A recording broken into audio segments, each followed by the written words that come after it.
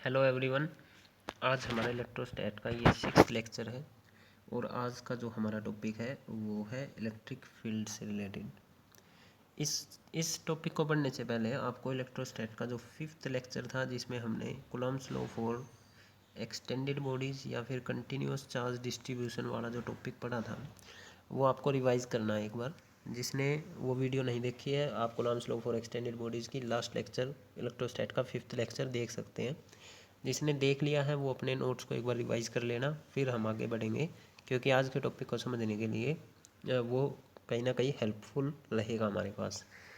तो आज का जो हमारा जो आज का हमारा एम रहेगा वो सिर्फ और सिर्फ आज के लिए हम डेरिवेशंस करेंगे इलेक्ट्रिक फील्ड से रिलेटेड जितनी भी है हमारे पास, और जो इस पर बेस्ड जो न्यूमेरिकल रहेंगे वो हम नेक्स्ट लेक्चर में कवर करने वाले हैं। तो आज हम बस डेरिवेशंस करने वाले हैं इलेक्ट्रिक फील्ड से रिलेटेड जितनी भी है।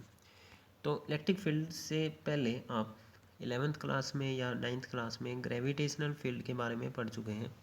ठीक है, ग्रेविटेशनल फील्ड में क्या होता था, एक जो मास है, कोई भी मास, वो अपने आसपास का जो स्पेस होता है उसमें कुछ चेंजेस लाता है। ठीक है, कोई भी मास है जो उसके आसपास का जो स्पेस है उसमें कुछ अपना इन्फ्लुएंस डालता है, अपना इफेक्ट डालता है, उसमें कुछ चेंजेस लाता है। ठीक है, तो उस चेंजेस वो उसके उस मास के उसके आसपास के स्पेस में इन्फ्लुएंस को जानने के लिए कंसेप्ट आया था ग्रेविटेशनल फील्ड का। या फिर दूसरी लैंग्वेज में आप बोलो कि हर एक मास अपने चारों तरफ जो स्पेस में कुछ ऐसे चेंजेस करता है कि दूसरा मास जब उधर आता है तो वो उसकी ग्रेविटेशनल अट्रैक्शन फील कर सकता है आपके पास। ठीक है, ये हम पढ़ चुके हैं। तो ऐसा ही सेम सिमिलर सा कंसेप्ट इलेक्ट्रिक फील्ड के पास है। तो सबसे पहले हम फील्ड को ही देख लेते हैं, नॉर्मल जो नेचुरल मीनिंग या बेसिक इसका मीनिंग क्या बनता है हमारे पास। ठीक है, जैसे सपोज करो कि कोई भी आपकी क्लास का मॉनिटर है या आपकी क्लास का कोई टॉपर है या आपके स्कूल का कोई टॉपर है। उस टॉपर को आपके स्कूल में जानते होंगे। ठीक है, आपके स्कूल में सभी जानते होंगे, पर आपके स्कूल से बाहर कोई दूसरा स्कूल होगा, वो वहाँ पे कोई भी बच्चा, कोई एक आध जो उसका जानकार होगा उसको छोड़ के कोई भी उसको नहीं जानता होगा। तो आप क्या बोल सकते हो इधर कि आपके स्कूल का जो टॉपर था उसका जो इफ़ेक्ट था बस आपके स्कूल तक था, आपके स्कूल से बाहर उसको कोई नहीं पूछ रहा, कोई नहीं जान रहा। ठीक है, तो जहाँ तक इसका इफ़ेक्ट है आप बोलोगे कि ये इसका फील्ड है, वो स्पेस जहाँ तक इसका इफ़ेक्ट है उसको बोलोगे आप उसका फील्ड है। इसी तरीके से थोड़ा सा और बड़ा एग्जांपल लेते हैं, जैसे कि आपके पास कोई इंडिया बॉलीवुड एक्टर है, फॉर एग्जांपल सपोज करो सलमान खान। तो सलमान खान को इंडिया में जानते हैं, इंडिया में भी मे बी सब नहीं जानते होंगे, ईस्ट साइड या एकदम जो साउथ में चले जाए शायद उधर नहीं जानता हो कोई। कोई तो होंगे, कुछ इलाके होंगे जहाँ पर सलमान खान को नहीं जानते होंगे। तो आप बोलोगे सलमान खान का भी, अच्छा चलो इंडिया से बाहर चले जाते हैं, कुछ एक आध कंट्री जैसे पाकिस्तान या और कोई आसपास की कंट्रीज एशिया में जानते होंगे।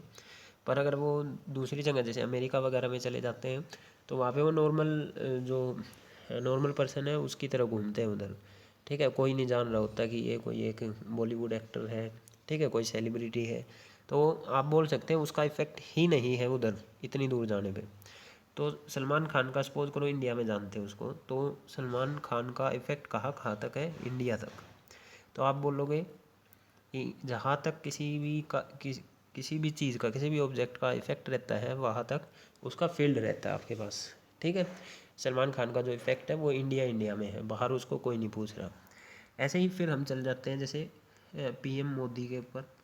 अब पीएम मोदी को मे भी सारा वर्ल्ड ही जानता है, ठीक है, या फिर डोनाल्ड ट्रंप लगा लो, तो उसको सारा वर्ल्ड ही जानता है, तो उसका इफ़ेक्ट पूरे वर्ल्ड में है। अगर पूरे वर्ल्ड में है तो वो उसका स्पेस जहाँ तक उसका इफ़ेक्ट रहे वो उसका फील्ड हो गया। ठीक है, तो पीएम मोदी का आपके पास पूरा वर्ल्ड में हो गया। तो इस तरीके से हर एक के पास अपना फील्ड होता है, जहाँ तक वो इफ़ेक्ट डालता है उससे बाहर उसका कोई इफ़ेक्ट नहीं रहता है। ठीक है, अब देखो फील्ड में होता क्या है, फील्ड समझ में आया सभी को। फील्ड किसी ऑब्जेक्ट के चारों तरफ वो स्पेस है, ठीक है, जहाँ तक वो अपना इफ़ेक्ट डाल सकता है। अब वो इफ़ेक्ट डिपेंड करता है कि कौन सा ऑब्जेक्ट उधर रखा है, जैसे अगर चार्ज रखा है तो वो फोर्स लगा सकता है किसी दूसरे चार्ज पे अट्रैक्शन या रिपल्सन का, मास रखा है तो वो दूसरे मास पे अट्रैक्शन का फोर्स लगा सकता है। देखो एक चीज़ है कि सिमिलर टाइप की चीज़ें ही इंटरेक्ट करती हैं, ध्यान रखना ये सिमिलर टाइप की चीज़ें ही इंटरेक्ट करती है। जैसे इंसान इंसान से इंटरेक्ट करता है, जानवर आपस में इंटरेक्ट करते होंगे, ठीक है। ऐसे ही आपके पास इलेक्ट्रिक फील्ड और इलेक्ट्रिक फील्ड आपस में इंटरेक्ट करते हैं, ठीक है। इलेक्ट्रिक फील्ड और मास में कोई कंसेप्ट नहीं है, ऐसा नहीं कि इलेक्ट्रिक फील्ड और मास आपस में इंटरेक्ट कर रहे हैं। एक चार्ज ही चार्ज से इंटरेक्ट करेगा, ठीक है। ऐसे ही दो मासीज आपस में इंटरेक्ट करेंगे, अगर मास है दोनों में तो वो इंटरेक्ट करेंगे। तो मैग्नेटिक फील्ड से इंटरेक्ट करेगा। तो सिमिलर टाइप की जो चीज़ें हैं वे ही इंटरेक्ट करती है आपके पास, ठीक है। तो हमारे पास अच्छा देखो फील्ड में थोड़ा सा और इसको अगर समझे, मान लो एक स्पाइडर है, वो अपना जाल बनाती है, ठीक है। ऐसा उसने एक जाल बना दिया यहाँ तक, इसके जाल से बाहर इधर कोई मॉस्किटो या कोई मक्खी घूम रही है, तो ये इधर फ्रीली घूम सकती है, इसको कुछ नहीं पता, ना ही स्पाइडर को उस मक्खी के बारे में पता है, क्योंकि इसके फील्ड से वो बाहर है। जैसे ही मक्खी आके उस जाल में अगर एंटर कर गई, और जैसे ही एंटर करती है वो इसके फील्ड में एंटर कर गई, ठीक है। अब स्पाइडर को पता चल गया जैसे ही उसके फील्ड में वो मक्खी एंटर करी, अब स्पाइडर क्या करेगी, उसको अपनी तरफ खींच लेगी, ठीक है। उस पर मतलब कि फोर्स लगाएगी, कुल मिला के खींचने का मतलब है कि फोर्स लगाएगी। तो अगर मक्खी आई तो स्पाइडर ने फोर्स लगाया, पर अगर कोई हैवी ऑब्जेक्ट आ जाता, फॉर एग्जांपल आदमी ने हाथ डाल दिया या कोई ईंट वगैरह कुछ डाल दी उसमें, तो जो स्पाइडर है वो खुद रिपेल होकर खुद भाग जाएगी वहाँ से, ठीक है। तो मतलब कि हो सकता है कि इसके फील्ड में बाहर से आने वाला जो ऑब्जेक्ट है वो खुद अट्रैक्ट या रिपेल हो जाए, या फिर जो जिसने वो फील्ड क्रिएट करा है वो अट्रैक्ट या रिपेल हो जाए। ये डिपेंड करता है कि कितने ज़्यादा ताकतवर बंदा उसकी फील्ड में आ रहा है, ठीक है। जैसे मान लो एक शेर का इलाका होता है, ठीक है। अगर उस शेर के इलाके में आपके पास, शेर का भी इलाका होता है ना, उसका भी इफेक्ट है कुछ जगह तक, उस इलाके में कोई आपके पास नॉर्मल सा जैसे कोई फोक्स आ गई इस तरीके से, या आपके पास बुल्स आ गई या हिरन आ गया आपके पास, तो ये सब एंटर करेंगे तो शेर है जो उन पर डरेगा नहीं, शेर नहीं भागेगा। पर अगर कोई और दूसरा कोई शेर आ गया ताकतवर शेर, तो वो इसको भगा सकता है। तो फील्ड में आने के बाद कुल मिला के, फील्ड में आने के बाद फोर्स का कंसेप्ट आपका स्टार्ट होगा, ठीक है। अब कौन अट्रैक्ट या रिपेल करेगा वो डिपेंडिंग ऑन देयर पावर, किसकी पावर ज़्यादा है अट्रैक्ट या रिपेल करने की, वो उस पर करेगा, ठीक है। तो इलेक्ट्रिक फील्ड, अब इलेक्ट्रिक फील्ड पे चलते हैं। Every charge sets up around it A space in which any other charge will experience electrostatic force. कोई भी चार्ज, एक चार्ज है, वो अपने चारों तरफ एक स्पेस क्रिएट करता है, उस स्पेस में कोई दूसरा चार्ज इसका इलेक्ट्रोस्टैटिक फोर्स फील कर सकता है।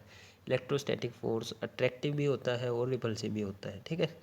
तो कोई भी चार्ज है, कोई भी चार्ज, ध्यान देना कोई भी चार्ज होना ज़रूरी है इलेक्ट्रिक फील्ड बनने के लिए।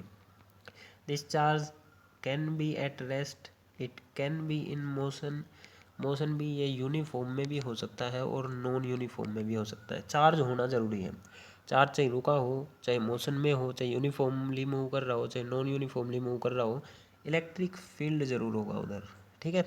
तो कोई भी चार्ज अपने चारों तरफ ऐसा स्पेस क्रिएट करता है कि उस स्पेस में जैसा ही कोई दूसरा चार्ज एंटर करेगा वो इसका फोर्स फील करेगा, या वो अट्रैक्शन का फोर्स होगा या वो रिपल्सन का फोर्स होगा, आपके पास फील ज़रूर करेगा। तो जो वो स्पेस इसने क्रिएट करा है अपने चारों तरफ, स्पेस में जो चेंजेस किए हैं उसको बोलते हैं आप, this space is known as electric field of that charge, ठीक है। ओके, अब जो हमारे पास इस, आई होप कि इलेक्ट्रिक फील्ड के बारे में आप जान गए होंगे। जिस चार्ज ने अपने चारों तरफ वो स्पेस क्रिएट करा है उस चार्ज को बोलते हैं सोर्स चार्ज, ठीक है। सोर्स चार्ज मतलब इसने वहाँ पे अपना फील्ड क्रिएट करा है, सोर्स चार्ज, ठीक है। चलो आगे चलते हैं। नेक्स्ट आपके पास इलेक्ट्रिक फील्ड इंटेंसिटी। देखो इलेक्ट्रिक फील्ड का जो कंसेप्ट था वो तो एक थ्योरेटिकल कंसेप्ट हो गया आपके पास, कि कोई चार्ज अपने चारों तरफ स्पेस क्रिएट कर रहा है जिसमें कोई दूसरा चार्ज आ गया तो वो उसका इलेक्ट्रोस्टैटिक फोर्स फील करेगा। पर कितना फोर्स फील करेगा। ठीक है, हमारा मेन मकसद तो ये है ना कि कोई चार्ज आ गया तो कितना फोर्स फील कर रहा है उसमें आके, तो वो जानना है हमको। तो ये तो पता लग गया कि फोर्स लगता है, पर कितना लगता है ये जानना है फिजिक्स के अंदर हमको। तो उसके लिए हमारे पास कंसेप्ट है इलेक्ट्रिक फील्ड इंटेंसिटी। ठीक है, देखो ये बात समझ लो कि कोई भी चार्ज जो स्पेस क्रिएट करता है, इस स्पेस में ये कितना फोर्स वगैरह लगाता है किसी दूसरे चार्ज पे, इसको जानने के लिए हमारे पास दो मेथड है। एक तो है इलेक्ट्रिक फील्ड इंटेंसिटी पता हो उस पॉइंट पे, या फिर आपको इलेक्ट्रिक पोटेंशियल पता हो उस पॉइंट पे। ठीक है, या तो इलेक्ट्रिक फील्ड इंटेंसिटी पता हो जो कि एक वेक्टर क्वांटिटी है, या फिर इलेक्ट्रिक पोटेंशियल पता हो। अगर इन दोनों में से एक भी चीज़ नोन है तो हम वहाँ पे फोर्स निकाल सकते हैं कि कितना लगेगा। ठीक है, तो अभी हम इलेक्ट्रिक फील्ड इंटेंसिटी यूज़ करेंगे वो फोर्स निकालने के लिए। आगे जाके हम इलेक्ट्रिक पोटेंशियल का भी कंसेप्ट पढ़ेंगे। ठीक है, तो कोई चार्ज अपने चारों तरफ जो स्पेस है उसमें एक इन्फ्लुएंस पैदा करता है, उस इन्फ्लुएंस को जानने के लिए कि वो कितना है, हमारे पास दो मेथड है। One of them is electric field के बारे में पता हो, and the second one is आपको इलेक्ट्रिक पोटेंशियल के बारे में पता हो।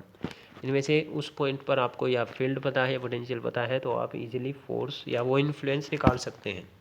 ठीक है, उसके स्पेस। तो हमारा जो आज का टॉपिक है वो है इलेक्ट्रिक फील्ड इंटेंसिटी। देखो भाई, चार्ज के चारों तरफ स्पेस में जैसे ही कोई दूसरा चार्ज आया, ठीक है, ये अब या तो अट्रैक्शन फील करेगा या रिपल्सन फील करेगा। ये तो क्लियर हो गया हमको। ठीक है, क्योंकि इलेक्ट्रोस्टैटिक फोर्स लगाएगा ये। अगर सपोज करो दोनों पॉजिटिव है तो ये रिपल्सन फील करेगा। रिपल्सन मतलब उस तरफ एक पुश फील करेगा। तो इलेक्ट्रिक फील्ड इंटेंसिटी या इलेक्ट्रिक फील्ड स्ट्रेंथ जाननी है। ठीक है, किसी पॉइंट पे फील्ड की कितनी स्ट्रेंथ है। फील्ड करता क्या है, या तो धक्का देता है या खींचता है, या तो पुश करता है या पुल करता है। तो अगर मेरे को पता चल जाए कि वो कितना पुश या कितना पुल कर रहा है किसी पॉइंट पर, ठीक है, वो तो मैं बता सकता हूँ कि भाई उसकी स्ट्रेंथ कितनी है। तो अल्टीमेटली आपको क्या पता करना है, किसी भी पॉइंट पे आपसे पूछे कि इलेक्ट्रिक फील्ड इंटेंसिटी क्या है, आपको अल्टीमेटली ये बताना है कि उस पॉइंट पर वो किस फोर्स से पुश या पुल कर रहा है। ठीक है, कितनी ताकत से पुश या पुल कर रहा है। तो electric field intensity is the force experience by the unit positive test charge at that point जहाँ पर आपको इलेक्ट्रिक फील्ड निकालना है। ठीक है, इसमें जो यूनिट पॉजिटिव टेस्ट चार्ज मैंने बोला है इसको भी देखेंगे ये क्या चीज़ है। फिलहाल फॉर्मूला हमारे पास क्या बना, E=F/Q। तो एक बार यूनिट पॉजिटिव टेस्ट चार्ज को समझ लेते हैं, फिर दोबारा इस फॉर्मूले के ऊपर हम आएंगे। अभी देखो हमको जो समझना है वो समझना है कि कंसेप्ट ऑफ टेस्ट चार्ज का क्या कंसेप्ट है। ठीक है, जो यूनिट पॉजिटिव टेस्ट चार्ज मैंने पीछे जिक्र किया था उसका क्या मतलब है। तो देखो, आपका मेन एम क्या है, ये एक सोर्स चार्ज है। इस सोर्स चार्ज ने अपने चारों तरफ एक स्पेस क्रिएट किया हुआ है।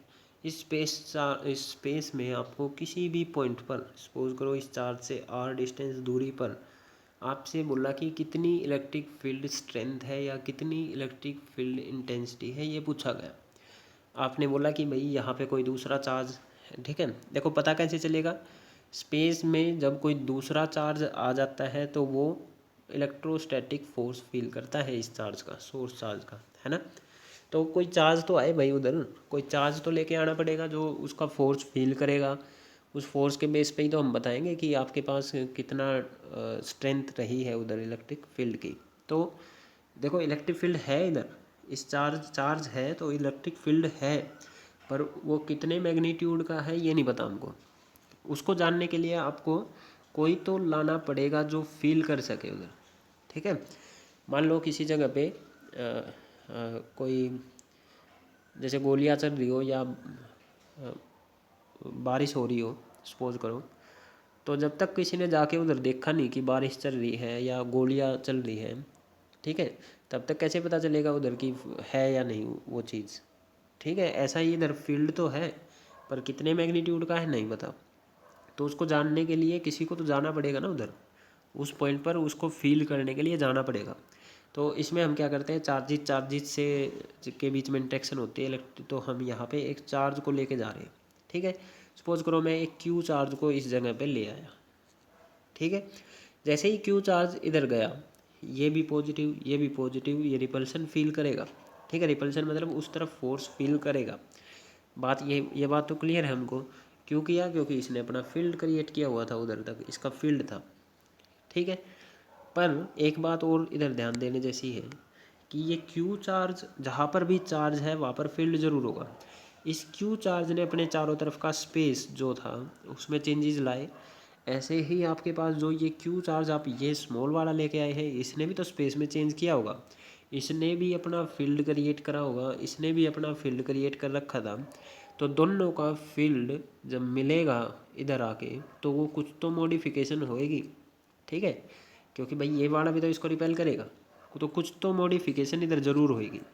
तो फील्ड में अगर मॉडिफिकेशन हो गई तो हमारा जो मेन एम था इस सोर्स चार्ज का फील्ड निकालने का, तो अगर मॉडिफिकेशन होगी फील्ड में तो इसका जो ओरिजिनली जो इसकी स्ट्रेंथ थी फील्ड की वो नहीं पता चलेगी हमको। ऑलराइट, समझ में आई भाई बात? एक बार मैं इसको दोबारा रिपीट कर रहा हूँ। इस सोर्स चार्ज का आप फील्ड स्ट्रेंथ निकालना चाह रहे थे, उसके लिए आप एक दूसरा चार्ज इधर ले आए। दूसरा चार्ज जो ले आए इसने भी अपना फील्ड क्रिएट कर दिया, इसका तो था ही, उसने भी कर दिया। जैसे ही इसका फील्ड क्रिएट होगा, ये फील्ड आई देखो दो इलेक्ट्रिक फील्ड ही आपस में इंटरेक्ट करेंगे, तो इसका फील्ड और इसका फील्ड वे दोनों जुड़ भी सकते हैं, वे दोनों घट भी सकते हैं। तो और कुछ ना कुछ होकर मॉडिफाई ज़रूर होगा इस पॉइंट पे फील्ड। जैसे ही इधर मॉडिफिकेशन होगी फील्ड के अंदर तो आपको इसका ओरिजिनल फील्ड तो मिला ही नहीं, ओरिजिनल स्ट्रेंथ तो मिली ही नहीं फील्ड की। अगर ओरिजिनल नहीं मिली तो फिर ये वेस्ट हो गया, क्योंकि मेन एम तो हमारा यही था कि इसकी फील्ड की स्ट्रेंथ जाननी है। दूसरे शब्दों में इसको ऐसे भी समझ सकते हैं, फिर से यही चार्ज है, अगर यहाँ पे जो चार्ज आया है ये भी तो इस पर फोर्स लगा रहा है उस तरफ, अगर इसका फोर्स स्ट्रोंग हो गया थोड़ा बहुत भी तो क्यू अपनी पोजीशन से डिस्प्लेस हो जाएगा। जैसे ही क्यू अपनी पोजीशन से डिस्प्लेस हुआ तो आपको एक चेंज्ड पोजीशन का इलेक्ट्रिक फील्ड मिल जाएगा इधर। ठीक है, एक चेंज्ड पोजीशन का इलेक्ट्रिक फील्ड मिल जाएगा। तो फिर से ये गलत हो गया, क्योंकि आपको तो एक पर्टिकुलर पोजीशन पे चाहिए था, ना कि किसी अलग दूसरी पोजीशन पे। ठीक है, तो दिक्कत कौन कर रहा है? जो चार्ज आप इधर लेके आ रहे हो। तो इसके लिए हमने एक सॉल्यूशन निकाला। सॉल्यूशन क्या है कि आपके पास जो सोर्स चार्ज है, अगर उसके फील्ड में एक इतना स्मॉल चार्ज ले आया जाए, ठीक है भाई, देखो चार्ज होगा कितना भी स्मॉल कर लो, इलेक्ट्रॉन से स्मॉल तो हम इंडिपेंडेंट चार्ज लेते ही नहीं है, तो कितना भी इसको स्मॉल चार्ज कर लेना, ये अपना फील्ड तो ज़रूर क्रिएट करेगा, फील्ड तो रहेगा ही रहेगा। तो फील्ड को एकदम तो हटा नहीं सकते हम, ठीक है, हटा नहीं सकते, तो हम उसको मिनिमाइज़ करेंगे। मिनिमाइज़ करने के लिए हम इसका मैग्नीट्यूड स्मॉल करने की कोशिश करेंगे। तो ताकि किस लिए इसका मैग्नीट्यूड स्मॉल कर रहे हैं? ताकि इसकी वजह से इसका फील्ड, सोर्स चार्ज का फील्ड मॉडिफाई ना हो। ठीक है, सोर्स चार्ज का जो एक्चुअल फील्ड है वही इधर रहे, मॉडिफाई ना हो। या फिर बोल लो इस चार्ज के आने की वजह से इसकी पोजीशन में कोई चेंज ना आए, सोर्स चार्ज की पोजीशन में कोई चेंज ना आए, एक ऐसा चार्ज इधर लेके आना है। तो ऐसे चार्ज को ही बोला जाता है टेस्ट चार्ज। ठीक है, और उसका मैग्नीट्यूड हमको स्मॉल से स्मॉल पॉसिबल रखना है, तो स्मॉल से स्मॉल हम उसका मैग्नीट्यूड यूनिट मैग्नीट्यूड रख लेते हैं। समझ में आई बात? तो यूनिट टेस्ट चार्ज क्या है? किसी भी चार्ज के आसपास फील्ड में आपको, किसी भी चार्ज के आसपास स्पेस में आपको इलेक्ट्रिक फील्ड इंटेंसिटी निकालनी है, तो आप क्या किया करोगे? आप एक यूनिट पॉजिटिव टेस्ट चार्ज उस पोजीशन पे लाके रख दोगे। ठीक है, unit positive test charge, unit का मतलब 1, जिसका मैग्नीट्यूड आपके पास 1 है। ठीक है, तो एक यूनिट पॉजिटिव टेस्ट चार्ज का उस पोजीशन पे लाने का फ़ायदा क्या है? यूनिट पॉजिटिव टेस्ट चार्ज अपना फील्ड तो क्रिएट करेगा, पर वो इतना स्ट्रॉन्ग नहीं होगा कि वो सोर्स चार्ज के फील्ड को मॉडिफाई करे। हालांकि करता है, थोड़ा बहुत करता है, पर वो नेग्लिजिबल होता है आपके पास। ठीक है, दूसरा, यूनिट पॉजिटिव टेस्ट चार्ज इतने स्मॉल मैग्नीट्यूड का होता है कि वो पोजीशन में चेंज नहीं ला पाता सोर्स चार्ज की, तो आपको लगभग एक्चुअल वैल्यू ही मिलती है। पर इन रियल लाइफ अगर बिल्कुल एक्यूरेटली देखा जाए तो actual value of electric field हम कैलकुलेट नहीं कर पाते, क्योंकि आपके पास टेस्ट चार्ज का भी कुछ ना कुछ फील्ड होगा जो बिल्कुल थोड़ा बहुत तो मॉडिफाई करेगा ही करेगा। ऑलराइट, ठीक है, तो टेस्ट चार्ज का कंसेप्ट समझ में आया। तो आपके पास स्टेप क्या है? कहीं पर भी इलेक्ट्रिक फील्ड निकालना हो, उधर मान लो कि आपके पास एक यूनिट पॉजिटिव टेस्ट चार्ज रखा है, यूनिट पॉजिटिव मतलब जिसका मैग्नीट्यूड 1। ठीक है, अब उस टेस्ट चार्ज को रखने के बाद आपको बस क्या चेक करना है कि उस टेस्ट चार्ज को रखने के बाद आपको क्या चेक करना है कि वो कितना फोर्स एक्सपीरियंस कर रहा है। तो ये क्यू चार्ज था, या आपने एक यूनिट पॉजिटिव टेस्ट चार्ज रखा, तो आपने इस पे इस क्यू चार्ज ने एक फोर्स लगाया उस डायरेक्शन में, तो इसने कितना फोर्स एक्सपीरियंस करा, ठीक है, उसी को बोल लेंगे उस पॉइंट का इलेक्ट्रिक फील्ड। क्लियर है भाई। कितना फोर्स एक्सपीरियंस करा एक यूनिट पॉजिटिव टेस्ट चार्ज ने, उसी फोर्स को हम बोलेंगे इलेक्ट्रिक फील्ड इंटेंसिटी या electric field strength eight that point. ठीक है। अब आपको हर बार ज़रूरी थोड़ी ना यूनिट पॉजिटिव टेस्ट चार्ज हो, कोई दूसरा चार्ज ला के रख दिया एक क्यू, सपोज करो कि यूनिट टेस्ट चार्ज की जगह कोई और चार्ज आ गया इसके फील्ड में, ये क्यू सोर्स चार्ज था और इसके फील्ड में कोई दूसरा क्यू चार्ज आ गया। ध्यान देना ये अब की बार टेस्ट चार्ज नहीं है, ठीक है। तो आपको कुछ नहीं करना, आपको इस पर जो फोर्स लगा इट कैन बी अट्रैक्टिव और repulsive nature depending on charge का मैग्नीट्यूड कैसा। अगर ये नेगेटिव होता तो अट्रैक्टिव नेचर का होता, ठीक है। तो अगर दोनों पॉजिटिव है तो ये रिपेल करेगा। तो आपने फोर्स निकाल लिया क्यू चार्ज पर जो लग रहा है, ठीक है। वो सपोज करो एफ आ गया आपके पास। तो आपको आपने इधर से क्या देखा कि क्यू चार्ज पर जो कि फील्ड में आया है उस पर तो फोर्स लग रहा है एफ। आपको उस पॉइंट पे फील्ड इंटेंसिटी चाहिए, तो फील्ड इंटेंसिटी थी क्या, यूनिट पॉजिटिव टेस्ट चार्ज जो फोर्स फील करेगा। तो अगर Q charge F force feel कर रहा है तो यूनिट चार्ज कितना करेगा, एफ बाई क्यू। तो इसी को बोलते थे इलेक्ट्रिक फील्ड इंटेंसिटी, है ना, यूनिट चार्ज जो फील कर रहा है। तो ई का फॉर्मूला बनता है आपके पास एफ बाई क्यू, ठीक है। ये कुछ वैसा ही है कि आपके पास 100 रुपये के 10 पेन आते हैं तो 1 रुपये का कितना आएगा, 10/100 डिवाइड कर देते हैं ना। तो ऐसा ही क्यू चार्ज पे एफ फोर्स लगता है तो 1 पे कितना लगेगा, एफ बाई क्यू। तो ये आपके पास इलेक्ट्रिक फील्ड इंटेंसिटी का फॉर्मूला था। ओके, नाउ जो इलेक्ट्रिक फील्ड जो इंटेंसिटी हमने करा है ये एक वेक्टर क्वांटिटी, ठीक है। देखते हैं इसकी डायरेक्शन के बारे में, direction of electric field vector. जो ई का फॉर्मूला आया है, E is equal to F by Q, है ना, ये फॉर्मूला है। क्यू तो एक स्केलर क्वांटिटी है, एफ एक वेक्टर क्वांटिटी है। तो आप जो ये इक्वेशन देख रहे हैं E is equal to F by Q, इसमें डिपेंडिंग ऑन द क्यू का साइन ई की डायरेक्शन एफ के अकॉर्डिंग रहेगी, ठीक है। एफ की लाइन में या उसके एंटी पैरेलल या parallel depending on the sign of the Q. तो इसको एक बार देख लेते हैं, E is equal to F by Q वाली को, ठीक है। तो मान लो आपके पास Q जो है, ये नीचे जो Q रखा है ये आपके पास पॉजिटिव है।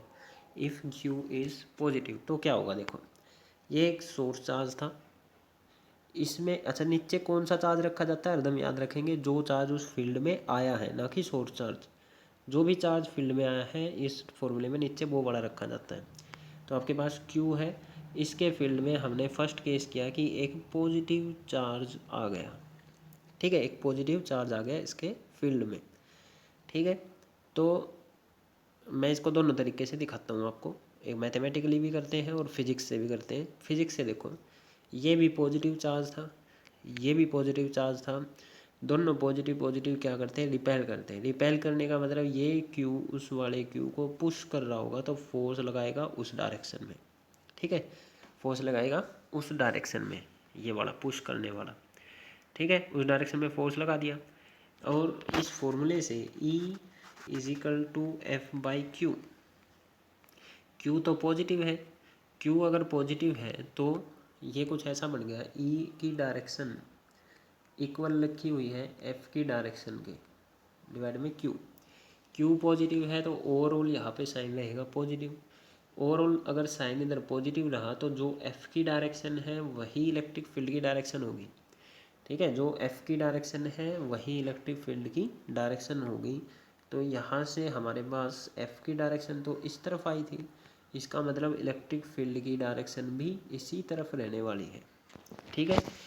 तो आप यहाँ से एक बड़ा इम्पोर्टेंट पॉइंट याद रखेंगे, ठीक है, मैं नोट कर रहा हूँ, बड़ा इम्पोर्टेंट पॉइंट है कि एक पॉजिटिव चार्ज जब भी कभी किसी इलेक्ट्रिक फील्ड में रखा जाएगा तो ये उसी डायरेक्शन में फील्ड फोर्स फील करेगा जिस डायरेक्शन में इलेक्ट्रिक फील्ड होगा, या फिर उल्टा बोल लो, जिस डायरेक्शन में ये फोर्स फील करेगा उसी डायरेक्शन में इलेक्ट्रिक फील्ड हुआ करेगा, ठीक है। तो इलेक्ट्रिक फील्ड की डायरेक्शन जाननी है ना हमने, तो इलेक्ट्रिक फील्ड की डायरेक्शन जानने के लिए आप क्या करो, एक पॉजिटिव चार्ज ला के रख दिया करो, ठीक है।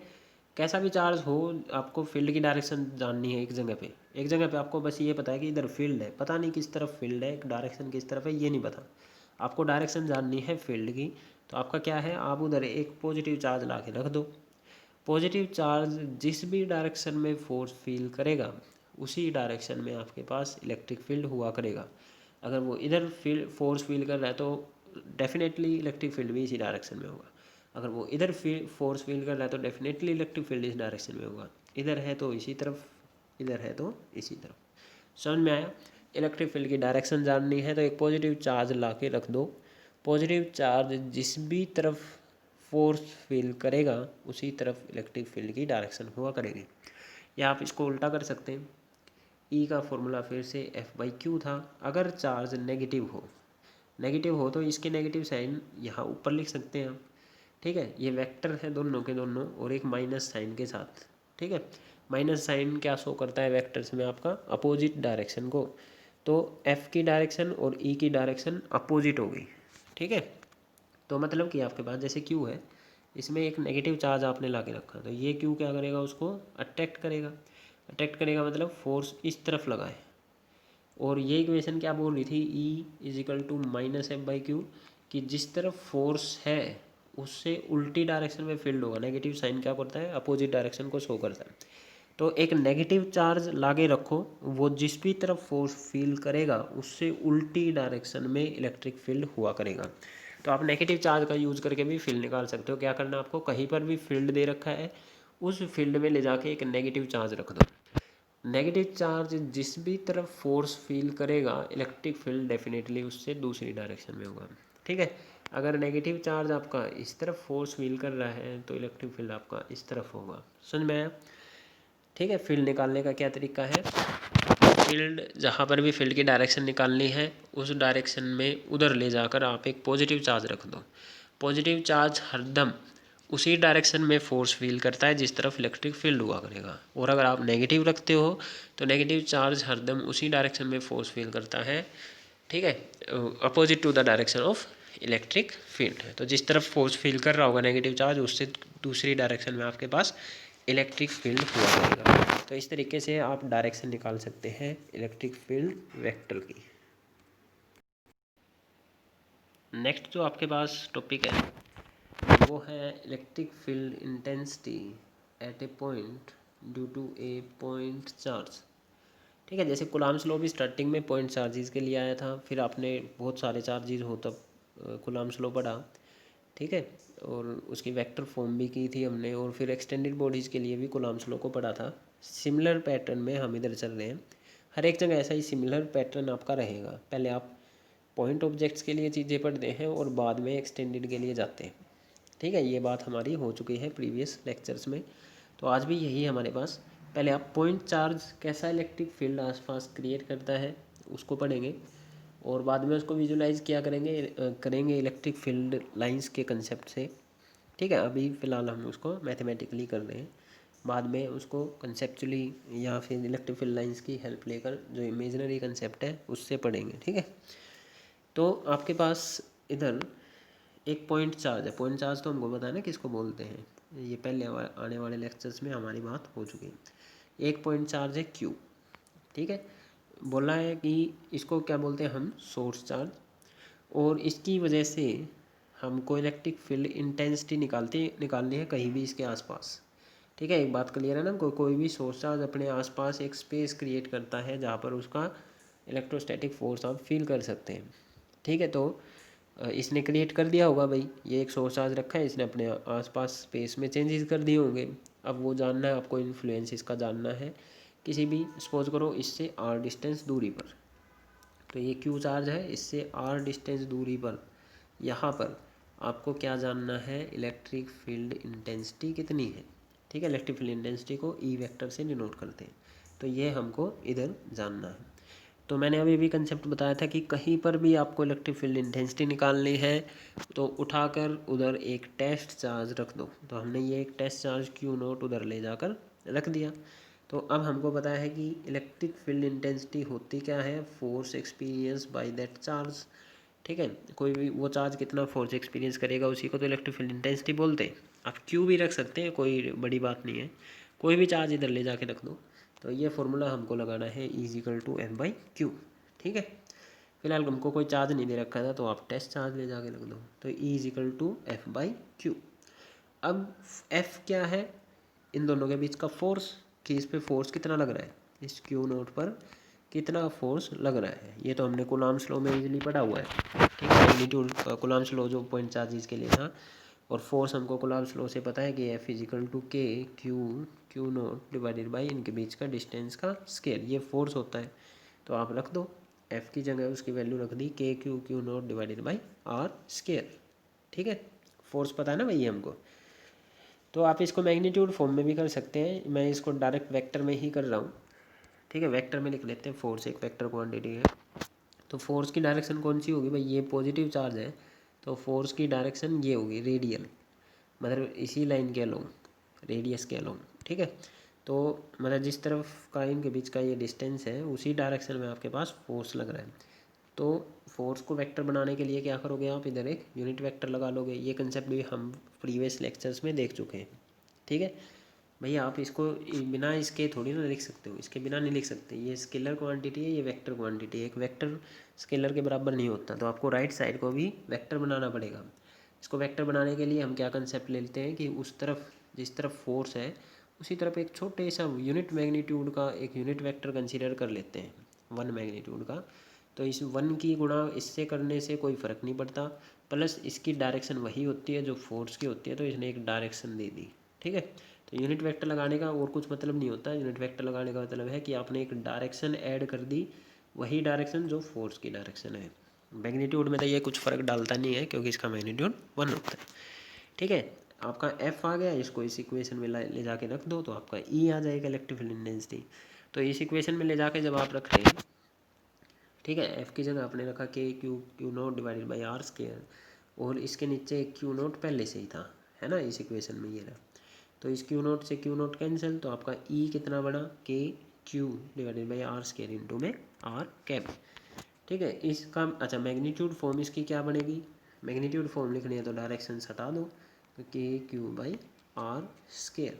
ये इलेक्ट्रिक फील्ड हो गया एक पॉइंट चार्ज की वजह से। इधर K क्या होता था, अगर आपके पास वैक्यूम है तो K होता था 1/4πε0, और K की वैल्यू कितनी होती है, 9 × 10⁹ ओके, क्लियर है। इस फॉर्मूले को आप हरदम ऐसा याद रखेंगे। देखो दोबारा से क्या आया था कि कैपिटल Q आया है, इधर वो चार्ज नहीं आया, टेस्ट चार्ज नहीं आया, ये कौन सा चार्ज है, सोर्स चार्ज डिवाइडेड बाई उस टेस्ट चार्ज से, उस सोर्स चार्ज से जितना डिस्टेंस है उसका स्केयर। ठीक है, तो आप इस फॉर्मूले को कैसे रखेंगे, कैसे याद रखेंगे, इलेक्ट्रिक फील्ड का फॉर्मूला होता है कि इनटू में सोर्स चार्ज, यहाँ कौन सा चार्ज लिखा जाता है, source charge divided by distance का स्केयर। के को आप चाहे तो 1/4πε0 भी लिख सकते हैं, या मीडियम है तो 1/4πε भी लिख सकते हैं। ठीक है, तो इलेक्ट्रिक फील्ड का फॉर्मूला कैसे याद रखेंगे कि इनटू में कौन सा चार्ज आता है, सोर्स चार्ज, वो चार्ज जिसने फील्ड क्रिएट करा था। ठीक है, डिवाइडेड में डिस्टेंस का स्केयर। तो ऐसा फॉर्मूला हम याद रखेंगे। यहाँ से आपको दिख रहा है कि electric field is inversely proportional to square of the distance between the point, मतलब कि उस सोर्स चार्ज से जितना ज़्यादा डिस्टेंस दूर जाओगे उतना ही फील्ड वीक होता चला जाएगा, है ना, उसका स्केयर टाइम्स वीक। तो इससे क्या समझ रहे हैं आप, देखो फील्ड का कंसेप्ट वही था कि एक चार्ज अपने आसपास स्पेस क्रिएट करता है जहाँ तक उसका इफेक्ट फील किया जा सकता है। ऐसा तो नहीं है ना इन्फिनिटी तक कोई स्पेस क्रिएट करेगा। ठीक है, जो हमने एग्जांपल लिए थे पीछे वहाँ से हमको क्लियर था, जैसे मकड़ी के जाले वाला था, या सलमान खान या नरेंद्र मोदी जी की जो बात करी थी हमने, है ना। तो ऐसा ही आपके पास उनका भी स्पेस, ऐसा नहीं कि पूरा यूनिवर्स में फैला हुआ है, उनका भी कुछ फिक्स था। तो ऐसा ही इलेक्ट्रिक फील्ड जो है आपके पास डिस्टेंस के साथ कम होता चला जाता है।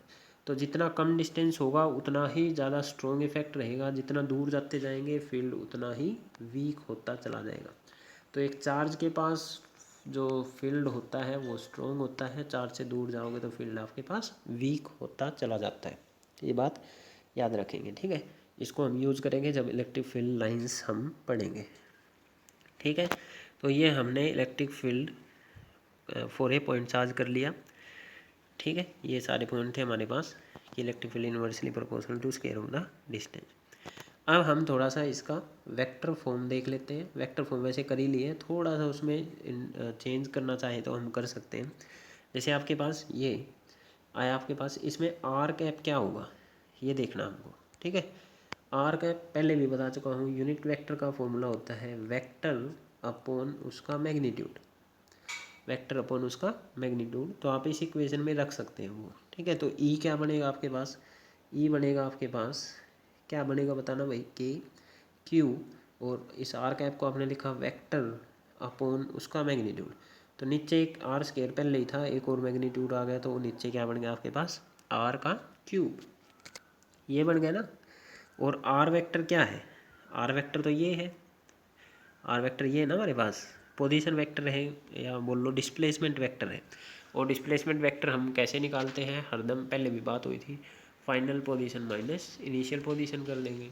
तो आर नोट माइनस जो भी इसकी पोजीशन थी R1 R2, ऐसा उसको लिखा जा सकता है। क्लियर है, तो ये वैसा ही है जैसे कूलम्ब्स लॉ में हमने वेक्टर फॉर्म की थी।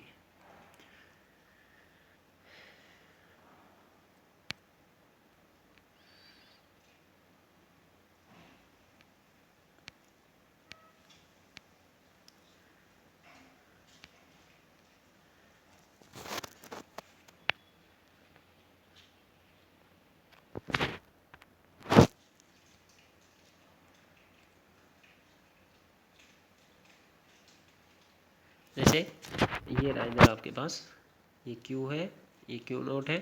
सपोज करो Q नोट की पोजीशन हमने R नोट से दिखा रखी है और Q की पोजीशन किसी R से दिखा रखी है।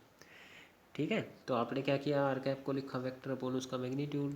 अब आपको बस R चाहिए कि R कितना होता है, तो R होता है आपके पास ये डिस्प्लेसमेंट वेक्टर, और डिस्प्लेसमेंट कैसे निकालते हैं, फाइनल माइनस इनिशियल पोजीशन करके। ठीक है, फाइनल पोजीशन है आर नोट, इनिशियल कितनी है R1, तो आर नोट माइनस R1 लिख सकते हैं, नीचे मैग्नीट्यूड को भी आर नोट माइनस R1। तो जब न्यूमेरिकल करेंगे तो समझ में आ जाएगा। ठीक है, इधर इस फॉर्मूले को याद कैसे रखेंगे, आर नोट किसकी पोजीशन है, ये पोजीशन उस पॉइंट की है जिस पॉइंट पर आपको फील्ड निकालना है। ठीक है, इसी पे तो निकालना था ना। तो आर नोट कौन सी पोजीशन वेक्टर है, आर नोट पोजीशन वेक्टर उस पॉइंट का है जहाँ पर आपको इलेक्ट्रिक फील्ड इंटेंसिटी निकालनी है। और आर जो है वो किसकी पोजीशन है, आर उसकी पोजीशन है जिसकी वजह से जिसने फील्ड क्रिएट करा था। ठीक है, तो आर तो सोर्स चार्ज की पोजीशन वेक्टर है और आर नोट आपका टेस्ट चार्ज का पोजीशन वेक्टर है। तो ऐसे याद रखेंगे, ई का फॉर्मूला वेक्टर फॉर्म में क्या बनेगा, के क्यू इनटू में पोजीशन वेक्टर किसका, टेस्ट चार्ज का, माइनस पोजीशन वेक्टर किसका, सोर्स चार्ज का, नीचे भी वही है उसका क्यू। ठीक है, ये कूलम्ब्स लॉ में भी हमने करा था, तो ज़्यादा कोई बड़ी बात है नहीं। जब कल नेक्स्ट लेक्चर में हम न्यूमेरिकल्स करेंगे तो आपको समझ में आ जाएगा ये सारा चीज़। ठीक है, आगे चलते हैं। नेक्स्ट जो हमारे पास टॉपिक है वो है electric field intensity due to a charge rod. और अब यहाँ से एक्सटेंडेड बॉडीज़ हमारी स्टार्ट हो रही है। इस एक्सटेंडेड बॉडीज़ के जो कंसेप्ट आपको पढ़ने के लिए आपको पहले continuous charge distribution lecture number 5 आपको पढ़ना पड़ेगा। ठीक है, उसको एक बार रिवाइज कर लेना और फिर इस लेक्चर को देखना आप। तो स्टार्ट कर रहे, आपके पास एक चार्ज रोड है, ऐसे ही रोड है, उस पर चार्ज है, इट कैन बी पॉजिटिव और कैन बी नेगेटिव, इस तरीके से। तो रोड के ऊपर ऐसा चार्ज है आपके पास। डेफिनेटली रोड भी आपके पास एक ही लेंथ रखती है, अगर उसकी विड्थ वगैरह को नेगलेक्ट करें तो उसके पास चार्ज डेंसिटी आपके पास लैम्बडा हम कंसीडर करेंगे। लीनियर चार्ज डेंसिटी, इन सब का कंसेप्ट हम पढ़ चुके हैं। ठीक है, चार्ज डेंसिटी का फॉर्मूला, लीनियर चार्ज डेंसिटी का फॉर्मूला क्या होता था, चार्ज पर यूनिट लेंथ। ठीक है, ऐसा। तो आपके पास एक रोड है, उस रोड की वजह से आपको इलेक्ट्रिक फील्ड इंटेंसिटी निकालती है, चार्ज रोड है इस तरीके से। तो आप दो जगह पे हम इसका फील्ड निकालेंगे, एक एक्सियल पॉइंट पर, एक्सियल पॉइंट जो इसके एक्सिस से लाइन जा रही है यहाँ पर या यहाँ पर। ठीक है, और एक आपके इक्वेटोरियल पॉइंट पर इधर या इधर। ऐसे दो केस हमारे इसमें बढ़ेंगे। ठीक है, तो उन दोनों पॉइंट्स पर हम क्या निकालने जा रहे हैं, इलेक्ट्रिक फील्ड इंटेंसिटी। ऑलराइट, तो हम पहले कहाँ पर निकाल रहे हैं, एट द एक्सिस पर। तो एक बार कंटिन्यूस चार्ज डिस्ट्रीब्यूशन का एक बार ज़रा सा क्विक रिवीजन मैं आपको दे रहा हूँ। उसमें क्या करते थे, आपके पास एक एक्सटेंडेड बॉडीज होती थी। एक्सटेंडेड बॉडी मतलब जो पॉइंट चार्ज ना हो, बहुत सारे पॉइंट चार्ज इससे मिलकर एक बड़ी बॉडी बनी हुई थी। तो वहाँ पर कूलम्ब्स लॉ अप्लाई करने के लिए हमने कंटिन्यूस चार्ज डिस्ट्रीब्यूशन का कंसेप्ट लेके आए थे। आपको उधर कुछ स्टेप करने होते थे। फर्स्ट स्टेप ये होता था कि आपको एक एलिमेंट कंसीडर करना है, चार्ज एलिमेंट कंसीडर करना होता था। चार्ज एलिमेंट मतलब एक छोटा सा हिस्सा को, एक बड़ी सी प्रॉब्लम में एक छोटा सा हिस्सा आपको सिलेक्ट कर लेना होता था। ये चार्ज एलिमेंट इतना स्मॉल लिया जाता था कि इसके अंदर का चार्ज इतने क्लोज आ जाते थे कि आप उसको कंटिन्यूस मान सकते थे। तो आप इंटीग्रेशन कर सकते हैं, ठीक है। तो आपको एक चार्ज एलिमेंट कंसिडर करना होता था। वॉल्यूम वालों के लिए उसको वॉल्यूम एलिमेंट बोलते हैं, वॉल्यूम चार्ज एलिमेंट। सरफेस पर अगर लिया है आपने तो इसको सरफेस चार्ज एलिमेंट, और अगर आपने लेंथ के लोग लिया तो इसको आप लेंथ एलिमेंट भी बोल सकते हैं, ठीक है। तो चार्ज एलिमेंट सबसे फर्स्ट स्टेप होता था, चार्ज एलिमेंट कंसिडर करें। चार्ज एलिमेंट इतना छोटा होता है कि आप उसको पॉइंट चार्ज मान सकते हैं। तो उसकी वजह से जहाँ पर भी आपको फोर्स निकालने को बोला था उसके लिए डायरेक्ट कूलम्ब्स लॉ लगा सकते हैं, क्योंकि आप इसको भी पॉइंट ऑब्जेक्ट मान लें। तो आप डायरेक्ट पॉइंट कूलम्ब्स लॉ लगाएं, और फिर ऐसे ऐसे बहुत सारे आप चार्ज एलिमेंट मान सकते हैं। हर एक की वजह से कूलम्ब्स लॉ लगाएं उस पॉइंट पर, और उनका वेक्टर सम कर दें सुपरपोजिशन प्रिंसिपल को फॉलो कराते हुए, ठीक है। अब कंसेप्ट क्या था कि हर एक की वजह से उधर फोर्स लिख कर उनका वेक्टर सम करना बड़ा डिफ़िकल्ट होता है, ठीक है। तो हमने क्या किया इधर, उस सम को हमने कंटिन्यूस चार्ज डिस्ट्रीब्यूशन की हेल्प ली, और कंटिन्यूस उस डिस्क्रीट सम को हमने कंटिन्यूस सम बना दिया और इंटीग्रेशन की हेल्प कर दी। तो स्टेप क्या था, चार्ज एलिमेंट कंसीडर करो, उसकी वजह से कूलम्ब्स लॉ अप्लाई करो और उसका इंटीग्रेशन कर दिया करते थे, ठीक है। ये एक क्विक रिवीजन था उस पॉइंट का। तो अब आपके पास एक रोड है, इस तरीके से चार्ज रोड है। सपोज करो रोड की जो लेंथ है वो L है, इसकी चार्ज डेंसिटी है जो वो है लैम्डा, और इसके इस एंड से A डिस्टेंस दूरी पर यहाँ पर P पॉइंट पर आपसे पूछा गया है इलेक्ट्रिक फील्ड इंटेंसिटी आपको निकालनी है, ऑलराइट। तो यहाँ पर भी क्या कंसेप्ट है, वही कंसेप्ट लगेगा जो भी अभी बताया। स्टेप वन क्या है, आपको एक चार्ज एलिमेंट कंसीडर करना है।